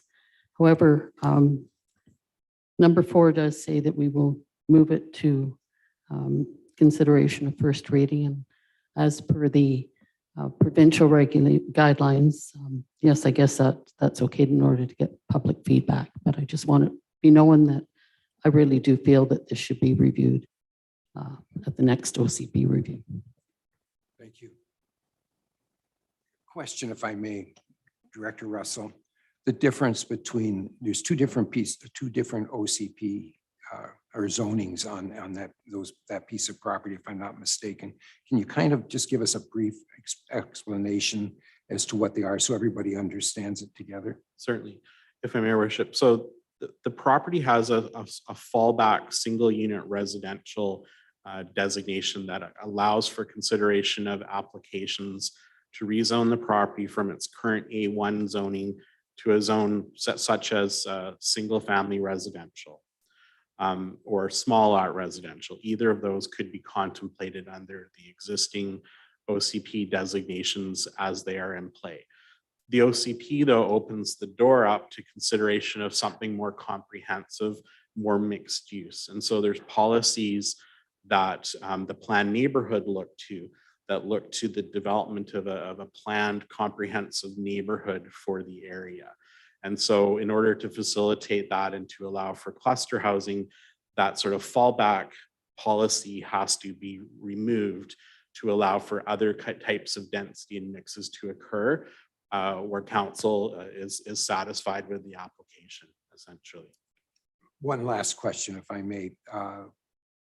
The density on the single family residential per acre or per hectare or however it's calculated out versus what the OCP recommendation is.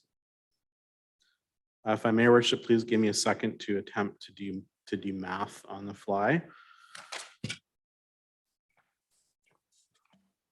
And this will be very ballpark. That's all I'm looking for, just to give an example of what. So the property itself is, where is it here? 58 hectares.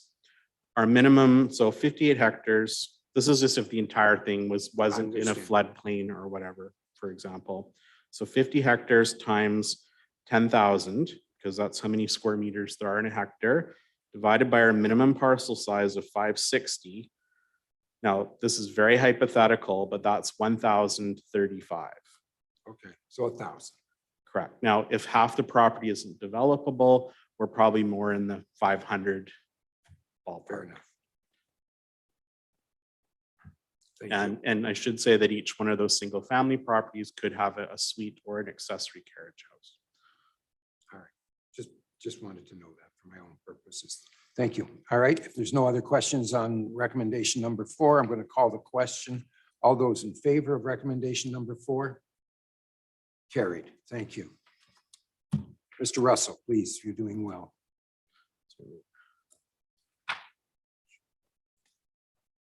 For Mayor Worship, this is a follow-up report related to the temporary, make sure I got the right spot here. Okay, sorry.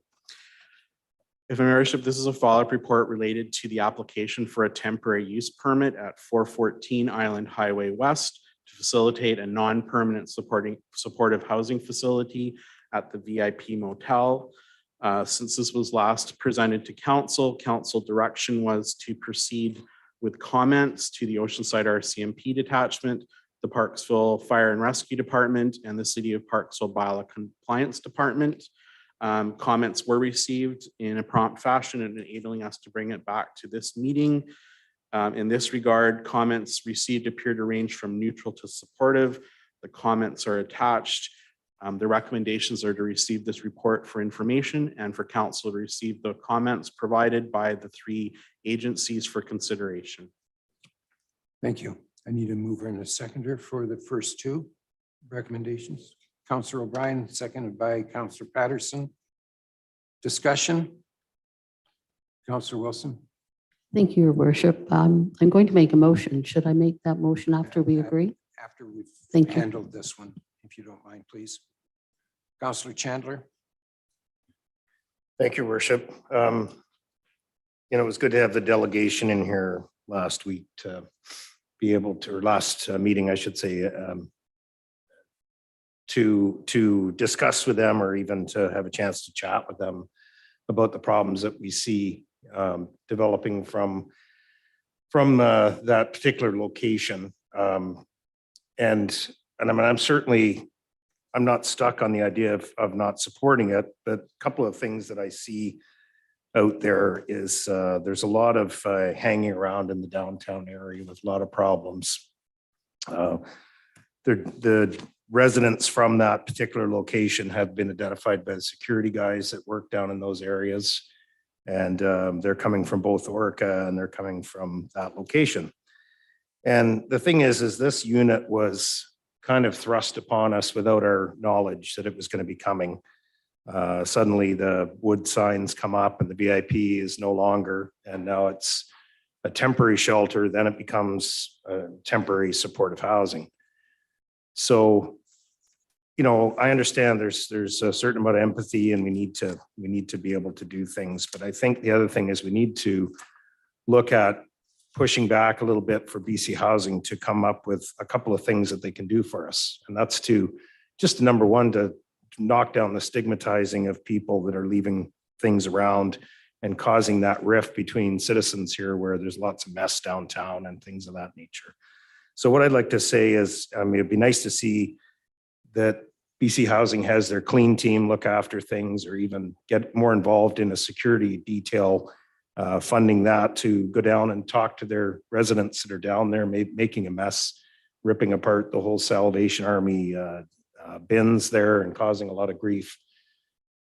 I've got pictures on my phone that of stuff strewn everywhere. There's stuff in front of businesses. It's a complete mess down there. I've probably got 35 pictures over the last week and a bit. So, there's other ways to do it. We need to work with the Sally Ann to get that bin area secured and to stop people from dropping things off. That's part and parcel of it. But I think it's incumbent on BC Housing to speak to the residents that are potentially going down to those areas. And I think, I would support more of this if I saw that their commitment to it was to make sure that they looked at it from all angles. And the angle is we want to be able to support people in the neighborhoods that are homeless, but we also need to look after our citizens and our businesses downtown and in all areas of the city. And so that's just want to make those comments because I don't think sometimes we're able to really voice our opinions for the citizens, and we hear a lot of complaints about the stuff that's going on down there and the businesses down there are upset. So I just want to voice that. Thank you. Councillor Chandler, appreciate your comments, although today we're discussing receiving the reports. And so that's what we need to be having the conversation on, if you don't mind. So I need, it's all moved. Councillor Patterson, you want to speak to receiving? Yes, thank you, Your Worship. Just in regards to the Parksville Fire and Rescue Department comments, that they are strongly recommending a fire safety plan, and that the last fire safety inspection was performed in July of 2021. It was satisfactory, and that at that time. So would the fire department, I realize that we don't have a fire chief in present or anything, they're recommending an installed and operational fire sprinkler system associated with a fire alarm system. And I'm assuming that they've recommended that to the VIP motel. So as this was included in this recommendation, I just wanted to mention that, and to perhaps as we move forward have that initiated and put into effect. Thank you. All right. Any other comments? Then I'll call the question for receiving for points 1 and 2. All those in favor? Opposed? I'm sorry, Councillor Frass, are you in favor or were you just? I'm in favor. There's a delay on the That's video fine. here. Thank you. coming the distance you are. I can appreciate that. It's carried unanimously on that. Councillor Wilson, you now have a motion you wish to make. Thank you, Your Worship. So arising from Blaine's report, I'm making a motion to direct staff to issue notice per city's procedural bylaw and arrange a public meeting to allow for interested parties to make representations to council on the temporary use of the VIP motel for supportive housing prior to council making a decision on BC Housing's proposal. I need a seconder for that motion. Councillor Chandler, discussion? All those in favor? I'm sorry, Councillor Patterson, you had a comment? Thank you, Your Worship, through you to Councillor Wilson. As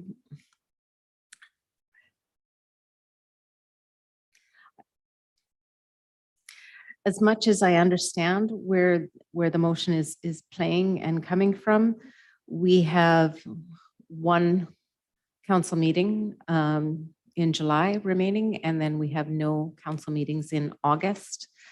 So I'm suspect that this would not happen until the fall. Have you had any feedback with staff? Yes, through Your Worship, Amanda and I spoke about this, and I would say we would just leave it up to staff's discretion to fit this into their schedule, and she's aware of it. Just as a follow-up point to Councillor Patterson's, we would be needing at newspaper ads by July 13th and 20th if we're going to even push it to the first meeting in September. So that just to give you an idea on the timing, not saying that's where we're going to do. I just wanted to bring up the points on timing. So that's where we are. Any other comments, Councillor O'Brien? Thank you, Your Worship. And I guess the comments would be to Councillor Wilson. So are you expecting a full-on public hearing? Is that what you're expecting at this resolution, or what is your intent? It's a public meeting. It's not a hearing. A public meeting or a public hearing? Meeting. Perhaps. All right. Blaine.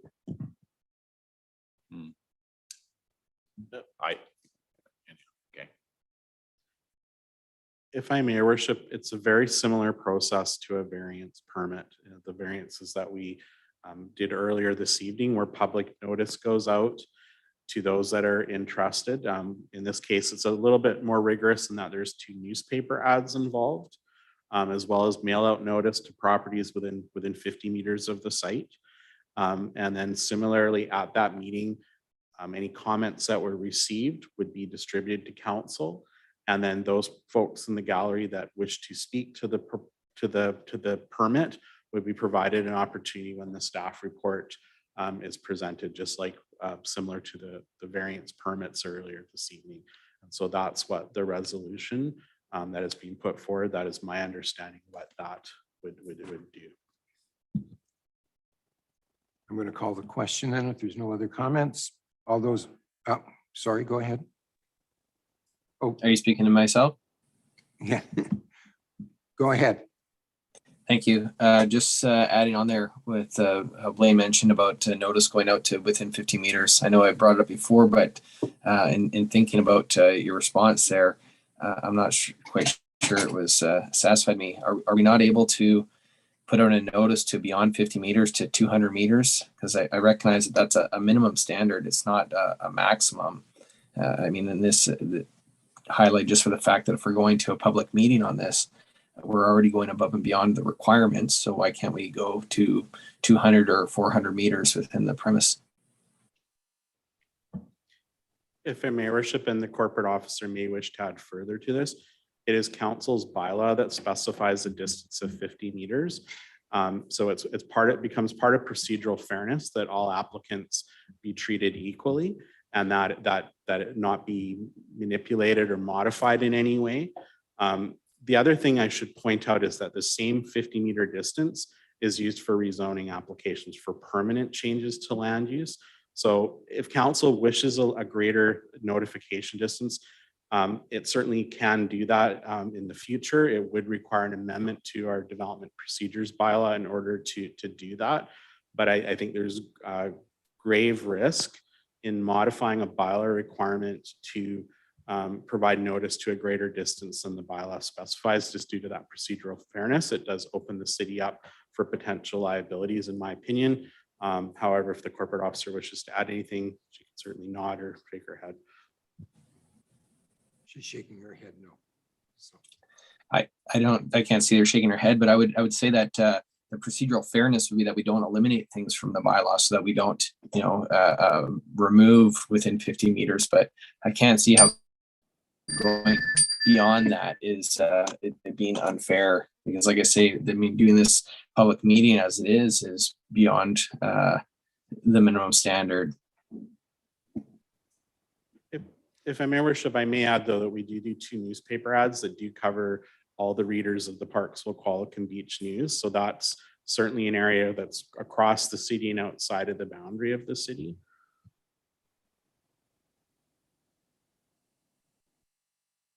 okay. No other comments? I'm going to call the question. All those in favor? Opposed? It's carried. Please note that Councillor Greer and Councillor O'Brien voted against.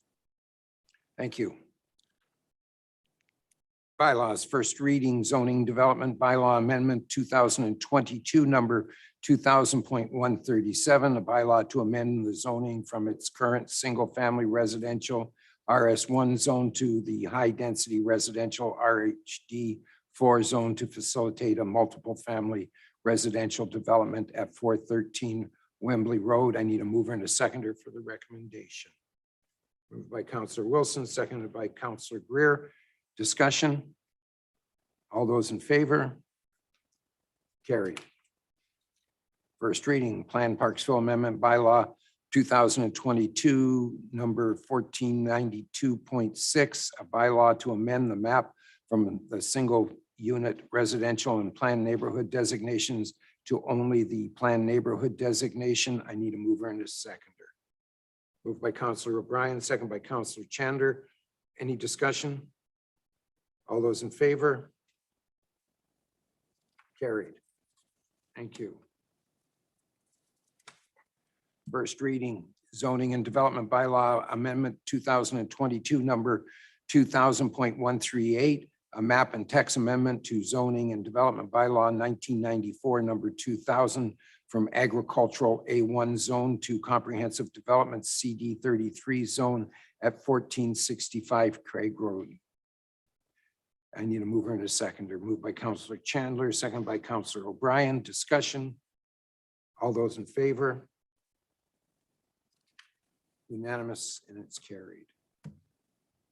Second reading, zoning and development by amendment bylaw 2022, number 2000.134, a bylaw to amend the zoning and development bylaw to facilitate multifamily residential, tourist accommodations, and seniors oriented uses in an apartment type building up to 4 stories in height at 456 Island Highway West. I need a mover and a seconder for both recommendations. Councillor Wilson, second by Councillor Chandler. Discussion? All those in favor? Carried. Thank you. Third reading, zoning and development amendment bylaw 2022, number 2000.136, text amendment to tourist commercial CS2 to allow automobile parking as permitted land use within the tourist commercial CS2 zone. I need a mover and a seconder. Moved by Councillor Patterson, second by Councillor O'Brien. Discussion? All those in favor? Unanimous. Thank you. Motions from previous meetings. Councillor Wilson, you're up. Thank you, Worship.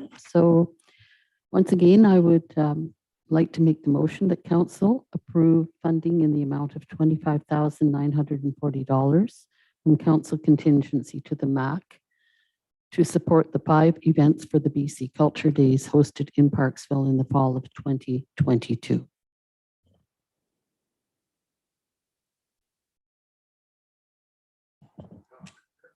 Do I not? Thank you, Your Worship. So I'm going to read a lengthy note. The 75th birthday celebration was canceled due to COVID. The funds allocated to that event were more than $75,000. BC Culture Days is a one-time ask. The MAC has never asked for funding for special events before. I just want to make note that the city provides several annual grants as line items in our budget outside of the biannual grant in aid program, including $5,000 for Beach Fest, $10,000 to the Chamber for Canada Day, and $5,000 for the Brant Festival.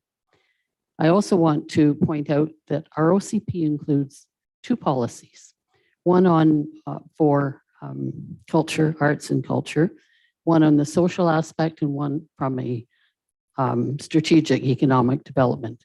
The first in our OCP includes, I think my mic is cutting out here, sorry, includes policies to support a complete community that offers residents diverse opportunities and enhances the well-being and health for all ages and abilities. It is recognized that a lively arts and culture scene contributes to the well-being of the community and social framework. Arts and culture promote a sense of community identity. The city in our OCP says we can support local arts and culture and assist with cultural events. Under the arts and culture goal, the city has a diverse and engaging year-round arts and culture scene, which contributes to the economic and social well-being of the community member and visitors. One of the first objectives is that the city will partner with applicable nonprofit arts and culture community groups. The third objective is the city will explore the interest in the community for using public facilities as a space to display artists' work. Council Strategic Plan Economic Development 8.3 of the OCP states to create a vibrant economy supporting arts and culture, providing a range of venues to contribute to the local economy. The city supports local artists in a variety of ways, such as providing grants and commissioning public art projects. Under the OCP Economic Objectives number 5, the city will seek opportunities to develop urban magnets in the city based on the celebration of the arts and recreation through public events. Municipal World states that a vibrant art community is key to attracting and retaining people in the community and building belonging. Arts and culture need to be fundamental components of city planning. I could go on, but I'll let somebody else speak. Thank you for that. Councillor Greer.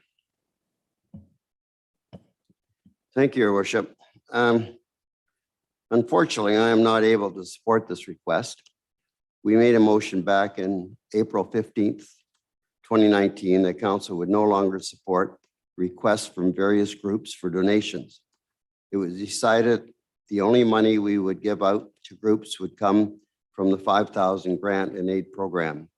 At the time, we were inundated by a number of requests for money. Since that time, we have only given out the money from the grant and aid program. The motion was made by myself and seconded by Councillor Fraz. Councillor Patterson was the only one opposed this motion. By rescinding this motion, it reopens up this can of worms. As I said at the time, the city is not a bank machine. And I'll read you the motion in case you're not familiar with it.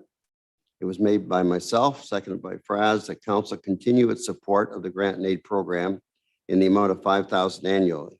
The council refused to consider applications outside of this program with the exception of budgeted line items.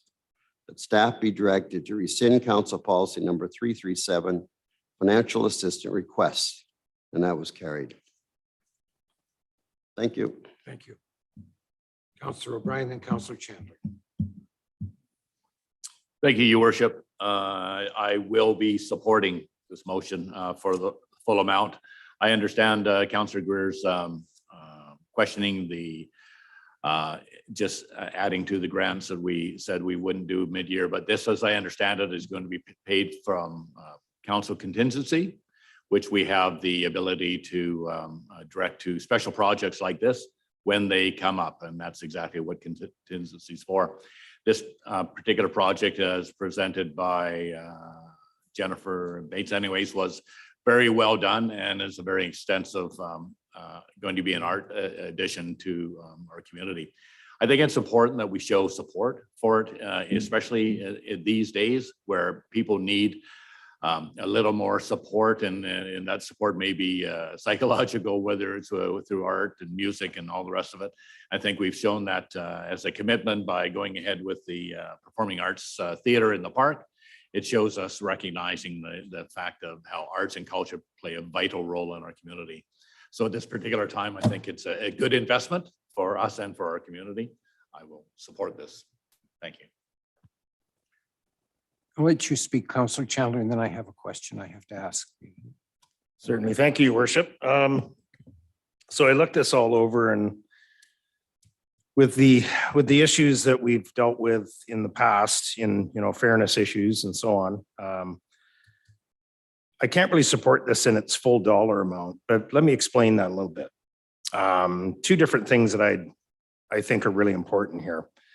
I think we do need to support this in some way, shape, and form. I think that our arts community here is quite vibrant, but I think it needs another boost like we can give them with this cultural days. And I think there's no question about it that this is going to be great for the city. It's going to bring money in. It's going to bring people in. There'll be some, artists that we don't necessarily see all the time in this area. There's going to be some really incredible stuff going on. The problem that I have is that for us to be asked for the entire amount is a little bit unfair. So what I suggest is, obviously, we didn't really hear anything in Jennifer's report about what their fundraising efforts were going to be. Are they looking for sponsors? Are they going to do a silent auction? And are they going to be charging ticket price for some of these events? Can we reduce the judges' fees? Can we kind of trim the costs? So looking at all that, I think in my head, I'm thinking there's a certain dollar amount that I'd like to propose. And I'm not sure if this would be the time to bring this forward, but I'd like to do an amendment to this. Would that be the timing, or? You can amend at any point in time you want. Okay, so what I would do is I'd like to amend your motion and ask that we would agree to pay 50% of the actual invoice costs incurred for support of the BC Cultural Days for those 5 events. In other words, it wouldn't be just a budgeted amount. It would be the actual hard costs of all these events. And we would support half that. That's a true partnership. That's how I look at it. And you alluded to partnership in working with the groups. I think, because it's a one-time event, there's definitely Before you go on, you need a seconder to. Oh, sorry. Okay. Yeah, I'm rambling. Sorry. Do we have a seconder for Councillor Chandler's recommendation or amendment, rather? Seeing it. Oh, sorry. It's because it's. Don't slow. forget about me here. I'm not forgetting about you. The problem is it doesn't happen instantaneously, so I assume you're not participating. That's how governance works. Nothing happens right away. All right, so we now have it seconded. We can have the discussion on this. Please go ahead, Councillor Chandler. Okay, thank you again, through the mayor, through your worship. I'm certainly not poo-pooing the idea of the funding. I think it's super important, as I say. I just don't want to see it get voted down because of the fact that we don't want that $25,000 ticket price. So I'd like to see something going there. My concern is if it gets voted down, then it's gone and we can't help. So that's the reason I'm putting this in place, and I've put this amendment here. So consider that, when you're voting on it, and I appreciate the support of it. And I also appreciate the passion that Councillor Wilson has brought forward on this too. Thank you. Okay, we will be talking about the amendment. I'm sorry, I'm going to have to ask a question of the corporate officer, if I could, just because I need to know what happens here if, for example, we decide to give half or a whole amount when the resolution that was passed in 2019, whatever it was is already on the books, and it's been endorsed by council. So we're kind of going against. And it doesn't matter that it's from the contingency fund. It is a matter of the fact that the city is providing the funding for it. So I need to know that before we can decide whether we can.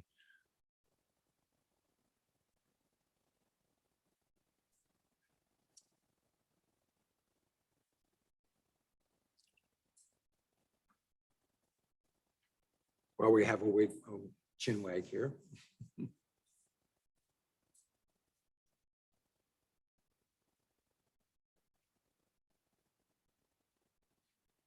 Sorry, just had to confer.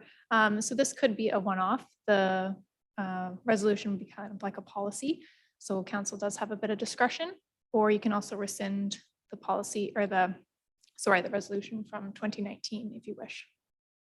So you're saying you feel that it's okay? I'm Yes. just asking because I want to make sure we're absolutely right on this and it doesn't come back at the next meeting and we have to rescind it. So No. you You're okay. feel that we're okay Yes. with processing this either way. Yes. All right. Thank you very much for that. I appreciate it. We're now talking back to the amendment for 50% of the actual costs is what is being Councillor Greer and then Councillor O'Brien. Thank you, Your Worship. As someone who has done a lot of community work over many, many years, I'm certainly in favor of helping all organizations. But it's been my experience, and I've chaired many, many big projects without going to the city. And I've raised probably hundreds of thousands of dollars, of course, with help. And we've done this on our own. And I think this organization, like any other organization, can raise money if they put the effort to it. I think it's a great project that we're talking about. But I think over the years, it's no different than the arts, the old schoolhouse in Qualicum Beach. We had to raise $165,000. The city never gave us a dime. So raising money is part of any organization. And I think the strength of an organization is how well they work together to raise money. So I don't know how much they raise in a year, but $25,000 is not a lot of money. And I think with some kind of effort, it could be raised quite easily. Anyways, I'll leave it at that. Thank you. Councillor O'Brien. Thank you, Your Worship, and through to Councillor Chandler's amendment here. In order to try and get better buy-in from council here, what happens if we pass a resolution today for the full amount up to the full amount being up to $25,940. The city would be prepared to pay but also subject to the fact that the MAC does whatever grant requests they can do, or actually fundraising, as Councilor Greer has mentioned, and so forth, to actually lessen that amount. But we want this project to go ahead. And so by saying that we will commit for the full amount, but leave it up to the MAC as well to see if they can do like perhaps co-sponsorship by someone else other than the city of Parksville, to leave it back to the MAC if they can do that. Maybe they're already going to do that. I don't know. We didn't ask that question when Jennifer presented, but perhaps there could be a possibility of other funding coming in that would reduce the city's commitment. But by putting it through today with allowing for the full amount, that would, solve both concerns, I'd say. Councillor Chandler had his hand up. Well, through your worship, back to Councillor O'Brien. So just to clarify, I think when we had Jennifer in here, she was chatting about the things that were going to happen. I did ask that direct question. Is there going to be is there going to be a cost to the tickets and this kind of thing? And it was said at that time that there wouldn't be. There was going to be, they would need all this money from us to make this event go. Just the more I got thinking about it, I think every day about, how many of these associations and groups are continuously doing things like silent auctions, online silent auctions. I don't disagree with the idea that you've got there, but I think my problem is that it leaves it too much gray area. I think we're talking financial dollars from the citizens of Parksville. They definitely want to support the arts culture, I'm sure, but I don't think anybody wants to leave it kind of open-ended either. So I would say the only way that I would support this would be to look at this amended version of this. I won't support the full amount in this version, if that answers your question. Thank you. Councillor Patterson. Thank you, Your Worship. I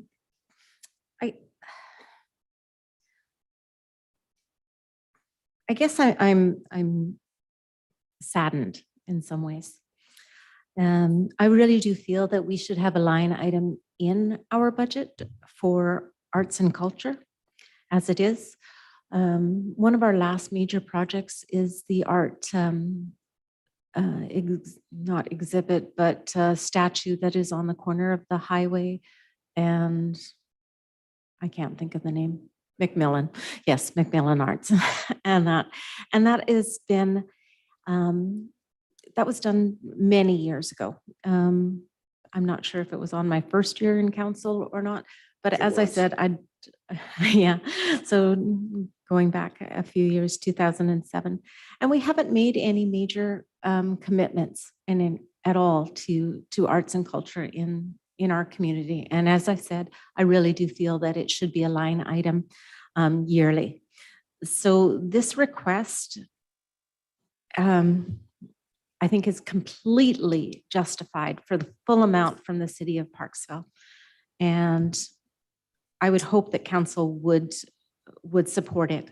I also wanted to mention in regards with our Are we COVID. speaking of the amendment or the original motion?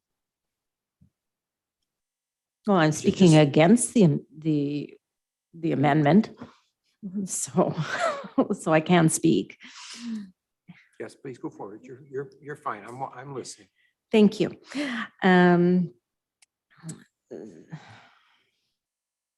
So as I was saying, in regards to our COVID grants that we gave out to different organizations and such, and Beach Fest being one of them, and everything at that time, if the culture days had been available to be done with our grants and that in the past, then we could have been looking at that then and that. So I don't feel that it's any different now to be able to support the funding request for the full amount, as Councillor Wilson has said, from contingency. Thank you. I think just to respond to your point, I'll be with you in a second, Councillor Frass. The difference was during the COVID, it was that was a grant fund that it wasn't coming out of the city coffers. So there is a significant difference there for that. So I'm just go on, Councillor Frass, please. Thank you. Through your worship to council, appreciate a lot of the comments we heard both from Councillor Greer, Councillor Wilson, and Patterson there regarding grants and line items. And one thing that was mentioned there was the Beach Fest Society has a line item for $5,000, Canada Day for $10,000, and the Brant Festival for $5,000. This request here, I think there could be a lot of room for a line item. It's not what we're being asked to vote for today, but I think I'd point out that this ask would be greater than the line items for all those organizations combined. I don't think I would support this as a grant in the full ask for that reason, as well as what Councillor Greer pointed out, that we do have a grant process in particular. And this isn't really a carry forward from the grant, COVID grants of last year. They're all separate issues, but while they have a little bit of overlap, I think we need to address them separately. I think the compromise on the amendment, going for half the amount in partnership, doing a partnership on it, I think is a good compromise considering as a way to support it, but maintain the integrity that we've had with our grant funding and our line items. I think it would be fair to go that route. I think it would be unfair if we did a full request to give special treatment to the MAC, but that's above and beyond any other organization that we work with. So I think the amendment is a great way to go. I wouldn't support the full ask otherwise, though. Thank you. Councillor Greer, and then I'll speak. Thank you, Your Worship. I'm just wondering if this $25,000 makes or breaks this situation. Is this part of their their budgeting, that they're counting on this 25,000 or it doesn't happen. I'd like to know how much money they've raised, and I'd like to see their budget before we just hand over a lot of money. But there's other groups that are going to come forward. If we put this through, I can count on other groups that will be coming every council meeting for money. So this is where the line has to be drawn somewhere in the sand, because we went through this back in before 2019. I've been here a while. So we were giving out money willy-nilly all over the place. So this had to happen, and we made a good decision. And now here we are kind of breaking it. So I have problems with this, whether we give the full amount or half the amount. But you know, I like the idea of supporting the arts in any way possible. But for the city just to hand over money without seeing a budget, without seeing what they've raised to this point is kind of not a good situation. Thanks. Councillor Greer, there was a budget, I believe, that was presented at the last meeting, outlining all the expenses and what they were for. You probably did. Yes, yeah. So that was there, and it is available if you wish to see it. Here's my concern on this one is that most people would know that the MAC and the Historical Society are two of my favorite organizations in the city as far as what they contribute to this, to the community. And I have a great deal of respect for both organizations. Well, for all of the organizations in town, but those two especially because they do something a little bit different. But $26,000 is a significant sum of money. Even if you cut it in half to $12,500, you are, in fact, then the largest line item for any organization that we have. So, I mean, that still puts it right at the very top of the line.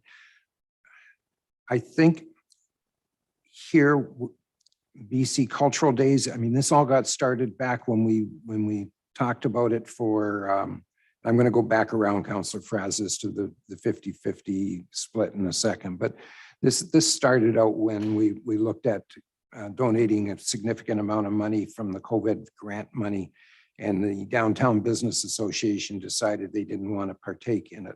So it left it high and dry, and the money got used in other areas. So I'm looking at this and I'm saying, 12.5, is that the way to go? Or should we be doing this as a once off and let's BC Culture Days? I mean, we're having a great summer here with the fact that we've got, if you look at it, we've just done the PCC and we've done the opening there. We're doing the Memorial Plaza opening there, and that's going to be a big to-do. We've got Beach Fest coming back. We've got the Rock the Park that's being put on. We've got a number of major events happening in this first year from that we're all recovering from COVID. And the reason that I would support this is because I think, you know, it's just one more, and it's extending that shoulder season out into September. So it's giving us one more kick at the cat, if you will, at putting Parksville on the map by doing this. It certainly, as you all know, I'm almost as tight about money as Councillor Greer, almost, not quite as much, but and this does bother me a bit to say that I would support it one way or another. I'm going to make a suggestion here, and somebody will back me up on this one. Just for a second, we're going to put the discussion on hold. I'd like to take a motion to move into committee of the whole for a second, so that I can address the questions to Jen and Cam, who are sitting at the back, if you don't mind. So I'll make that motion that we're going into the committee of the whole. I need a seconder for that. Councillor Wilson, all those in favor? Fair enough. Jen, I'm going to put you on the spot, and I'm sorry to do this to you. What if we said that we can give you 12.5 rather than, yeah, come on down for a second. We can provide 12.5 rather than the $26,000. What does that do to you? Explain if you would. The little head. The little head. Thanks. Thank you. Councillor O'Brien actually asked me that question. What do we do if we get some? What do we do if we get all of it? I just want to say this is a small portion of what we do in the community. This is one project of many that we do. This is the only project that we've asked for support. Many others that we do, like the big exhibit that we opened just this past weekend, we've done on our own. You know, we do it through sponsors, we do it through donations, we do it through a lot of volunteerism. So if we don't get all of the money, we won't, unless I get more sponsorship, be able to do all of them. So what do we cut? Do we cut the Ukrainian fundraiser and initiatives there? Do we cut out the young people that we want to recognize through the TikTok Film Festival? Do we not do a Bedazzled Bra event? I mean, if you looked at the line items in the budget, we were really, really clear about what the money was going to go to. The money doesn't go to the MAC. It goes to produce these events for the community. The only thing that the MAC will see is the money towards the TikTok Film Festival that we're actually hosting. So I would like to say we're part of a larger community that are coming to the City Council today. Yes, we would use every penny that you would be able to give us, and we would be very appreciative of it. If I don't manage to get the support or sponsorship for the other half, then we will have to cut some events, and that makes me sad. We had to do that last year as well. So does that answer your question? I will try really, really hard to get sponsorships, but this is just one of many projects we do in the community. This is the only one that we've asked for help for. Thank you, Jen. We're going to go around.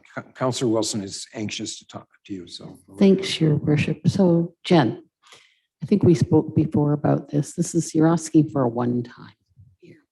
I mean, next year is another year, and if this takes off, my understanding is it's quite a big. BC Culture Days is right across Canada. It's quite a big thing. So once you get a foothold here and established, it should be easier next year and all the following years to get support for this, I would think. And that's my understanding. It's a one-time ask for this. Yeah, that is what it is. And that is how it goes. Whenever we do something new for the first time, people generally are a little bit more reticent about support because they want to find out what it's about. What is it that we do? I've done this since I started at the MAC 6 years ago.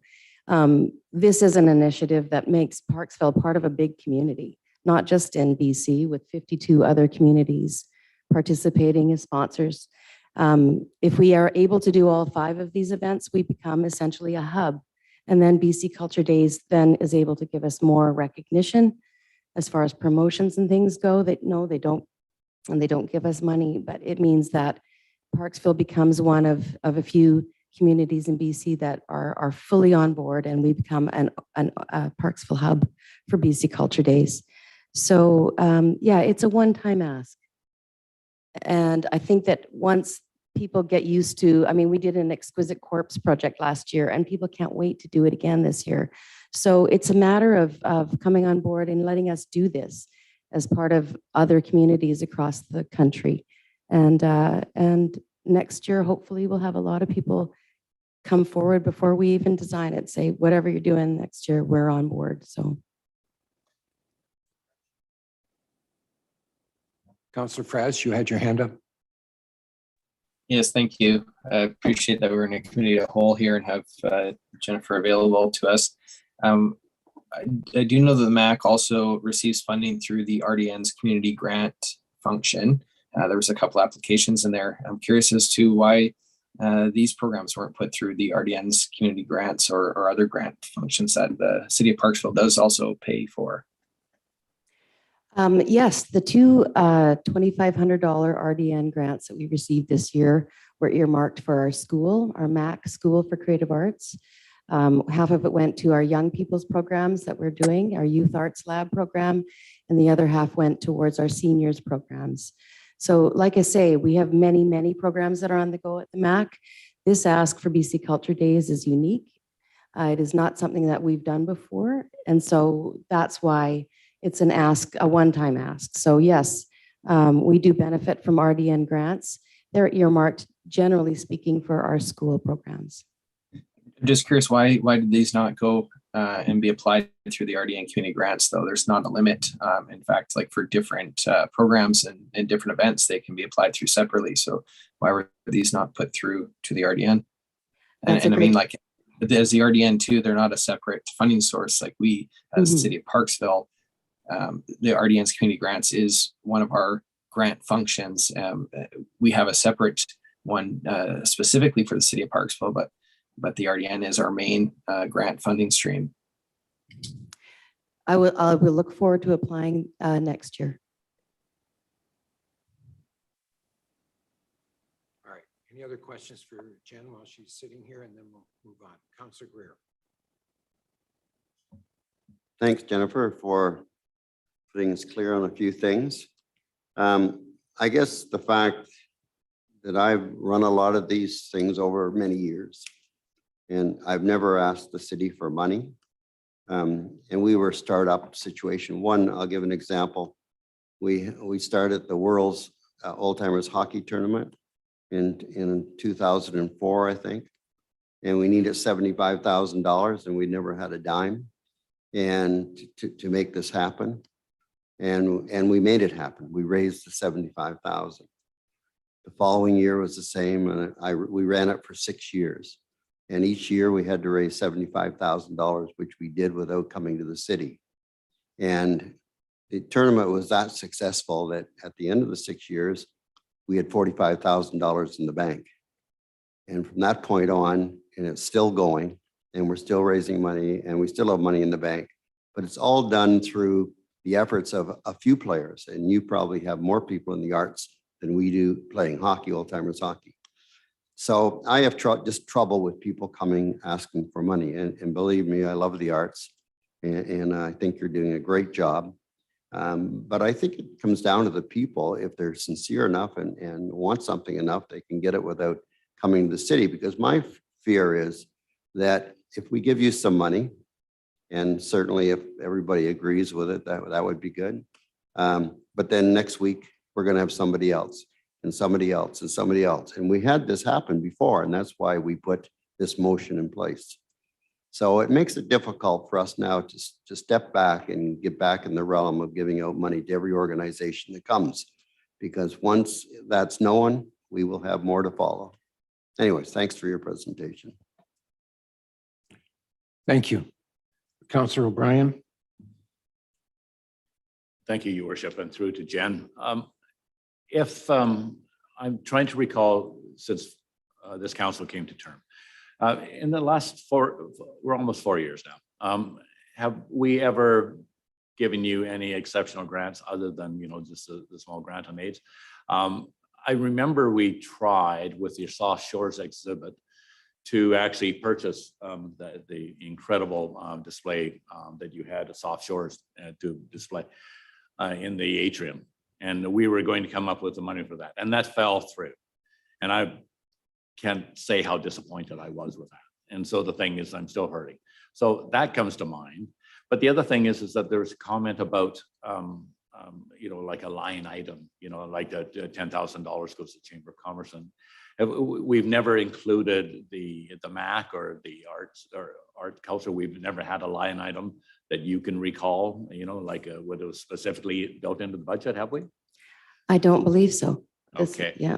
Okay. Well, and that just brings to mind that, so for 4 years, you haven't asked for anything. And so we're saying, here all of a sudden you're asking for 25,000 and the Chamber of Commerce gets 10,000 for Canada Day, but that's per year. So in 4 years, they would have totaled $40,000. So the thing is that then the other ones, the brand festival, Councillor Greer, I believe, liaisons that is at $5,000 a year, Mr. Greer. Yes, it is 5,000, but it is a line item. Thank you. So that line item over 4 years would have been $20,000. pretty close. The thing is that my point is that, and then last year we had $75,000. 75,000 allocated for the 75th anniversary of the City of Parksville, which thanks very much to COVID, it fell by the wayside. We didn't spend that money. And that would have been a big chunk of going as well. I think right now you deserve the full amount to do it exactly as you've presented. And I think that you haven't come to us for the last 4 years and asked for anything. So that with that very idea in mind, I believe we should offer you full support. Thank you. Councillor Wilson, then we're going to wrap this. Thank you, Your Worship. I'm just going to say, and I was going to talk to Jen about this. I noticed I've got 3 cities here that I just quickly grabbed some information about that they invest into their arts. Vancouver invests 6.1 million into their 149 arts and culture nonprofits. City of Victoria developed a master arts and culture plan, allocated $8 million to it several years ago. And the city of Kelowna has made a commitment to arts and culture. Do you know other cities, Jen, besides Little Parksville, that doesn't support their arts and culture? Or what cities do? I would like to say that these are 5 different events. These are 5 different events that that actually target, if you will, or will attract different demographics from our city. We're not doing just one, we want to do 5. And so the Bayside Oceanfront Resort can't wait to get involved as a venue. They are donating, so that's part of the reason why we don't ask for so much. They're donating the venue for that. We've tentatively booked the PCCC for the Ukrainian dance and fundraiser there. We're involving more than just the MAC. This isn't the money that's going to the MAC. It's going to produce 5 different events that are free for the residents of Parksville. So thank you for your support so far. Councillor Chandler, please, and then we're going to. Thank you through your worship. Jennifer, thank you again for coming in front of us. And just this committee of the whole gives us an opportunity to talk about a couple of things. One of the things I was going to ask is, you know, obviously your ask is for 25,940. Do you feel that doing half the cost would be a generous donation in what we would give forward? So it'd be probably over $10,000. Would you consider that a generous donation for your group? Absolutely. Any money is generous. I was saying last time I was here, the arts are always asking for help. Once again, it means that some things will have to be cut. I can't produce $25,000 worth of events with $10,000. So have a look at the budget. I would have to look at the budget. We would have to cut. We'd have to cut some events for our community because of that. All right. Thank you very much. Councillor Greer. Thank you, Your Worship. If we did give half the amount, is there no possibility of you people raising the other half? You're only looking at $12,000. We would certainly try our very best. Yeah. Do you think it's possible? I'm also in the middle of raising money for about 4 or 5 other things that the MAC is doing too. So this is earmarked specifically for a community-based event. The MAC is involved with all sorts of other things. We do a free seniors art program. We do free art therapy programs. This is earmarked specifically for community events, specifically for BC Culture Days, so that the city of Parksville will be recognized as a hub. Okay, thanks. All right, thank you. I think one of the important things that we've got to realize here is that, as Jen has mentioned, they're not just raising money for this particular event. It's an ongoing 4 or 5 things in the hopper at one time, constantly rotating and going through. I was at the opening of the one on Saturday. I have no idea what that cost, but it wasn't free. And, you know, and it goes on and on and on. So in fairness to the MAC, they do have to continually raise money because, you know, they're not going to be able to charge $25 or $30 every time time somebody walks in the door in order to offset that. So I just want everybody to think about that. I want everybody to think about how much money we've got to spend and what it's going to do. This is not an easy decision by any stretch. So I would like to make a motion to adjourn this committee of the whole and go back into the regular meeting. So I need somebody to second it. Councillor Chandler, all those in favor? Thanks, Jen. I appreciate it. Yes, thank you very much. Okay, we're back to the discussion now. We are at the discussion of 50% of the costs is the amendment that's being discussed. And if we're not going to, we've talked this to death, so maybe what we can do is take a vote on it in the very near future on whether we would agree with the amendment of 50%. So unless there's anything else, I'm going to call the question. All those in favor of 50% of the costs to operate this? I got 1, 2, 3. All right, all those opposed? 1, 2, 3. And I'm going to have to vote on it as opposing this particular one. So now let's go back to the original motion, which is for $25,940. If there are any further discussions on that, I'm going to call the question then. All those in favor of the $25,940? Yeah, I am too on this one. And opposed, I'm going to take Councillor Greer, Councillor Chandler, and I'm waiting, see if we get a hand going up for Councillor Fraz. Nope. All right. So we have two. Councillor Fraz, are you voting or you want to take it as an affirmative?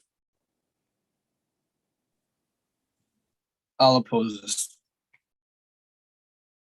Opposed? Okay, thank you. So we have Yeah, I'll Councillor go Fraz, Councillor opposed. Chandler, and Councillor Greer as opposed. All right, it's carried. Thank you. Thank you. That's a good conversation. It's probably the most difficult conversation we're going to have about something like this. So thank you very much for that. Notice of motion. We have do we have any notice of motions? New business? Councillor Chandler? Oh, okay. I didn't see your hand up there. Go ahead. So notice of motion for next meeting. I just want to give a tiny bit of background first. We've had a tremendous amount of requests from businesses locally, and lots of conversation right now about parking. And we did a walk around the city with the Parksville Business Downtown Business Association just last week. Had a good meeting with them, and that was really the number one concern was what was going to be happening with parking in town. So I would like to bring back a motion that was brought up a couple of years back. And it's that staff be directed to commence the process to convert a portion of the land behind the Parksville Civic and Technology Center, adjacent to Stanford Place, into a formal parking lot, considering the appropriate means to relocate, replace memorial plaques and trees that may be affected, and preparing the appropriate design, approval, and budget process to facilitate this in 2022, 23. Second by Councillor Greer. Discussion? Oh, sorry. No, we don't need it. This is going for notice of motion. Focus on that. All right. So it comes up at the next meeting. May I comment? No, it's coming up at the next meeting. Oh, okay. It's not a motion. It's a notice of motion. Okay. Any other notices of motion? Fair enough. New business, none. I already asked that question. And just a reminder, our next regular council meeting will be held on Monday, July the 18th at 6 o'clock. And I need a mover and a second to go into a closed meeting. Moved by Councillor Greer, second by Councillor Wilson. All those in favor? Thank you. All right.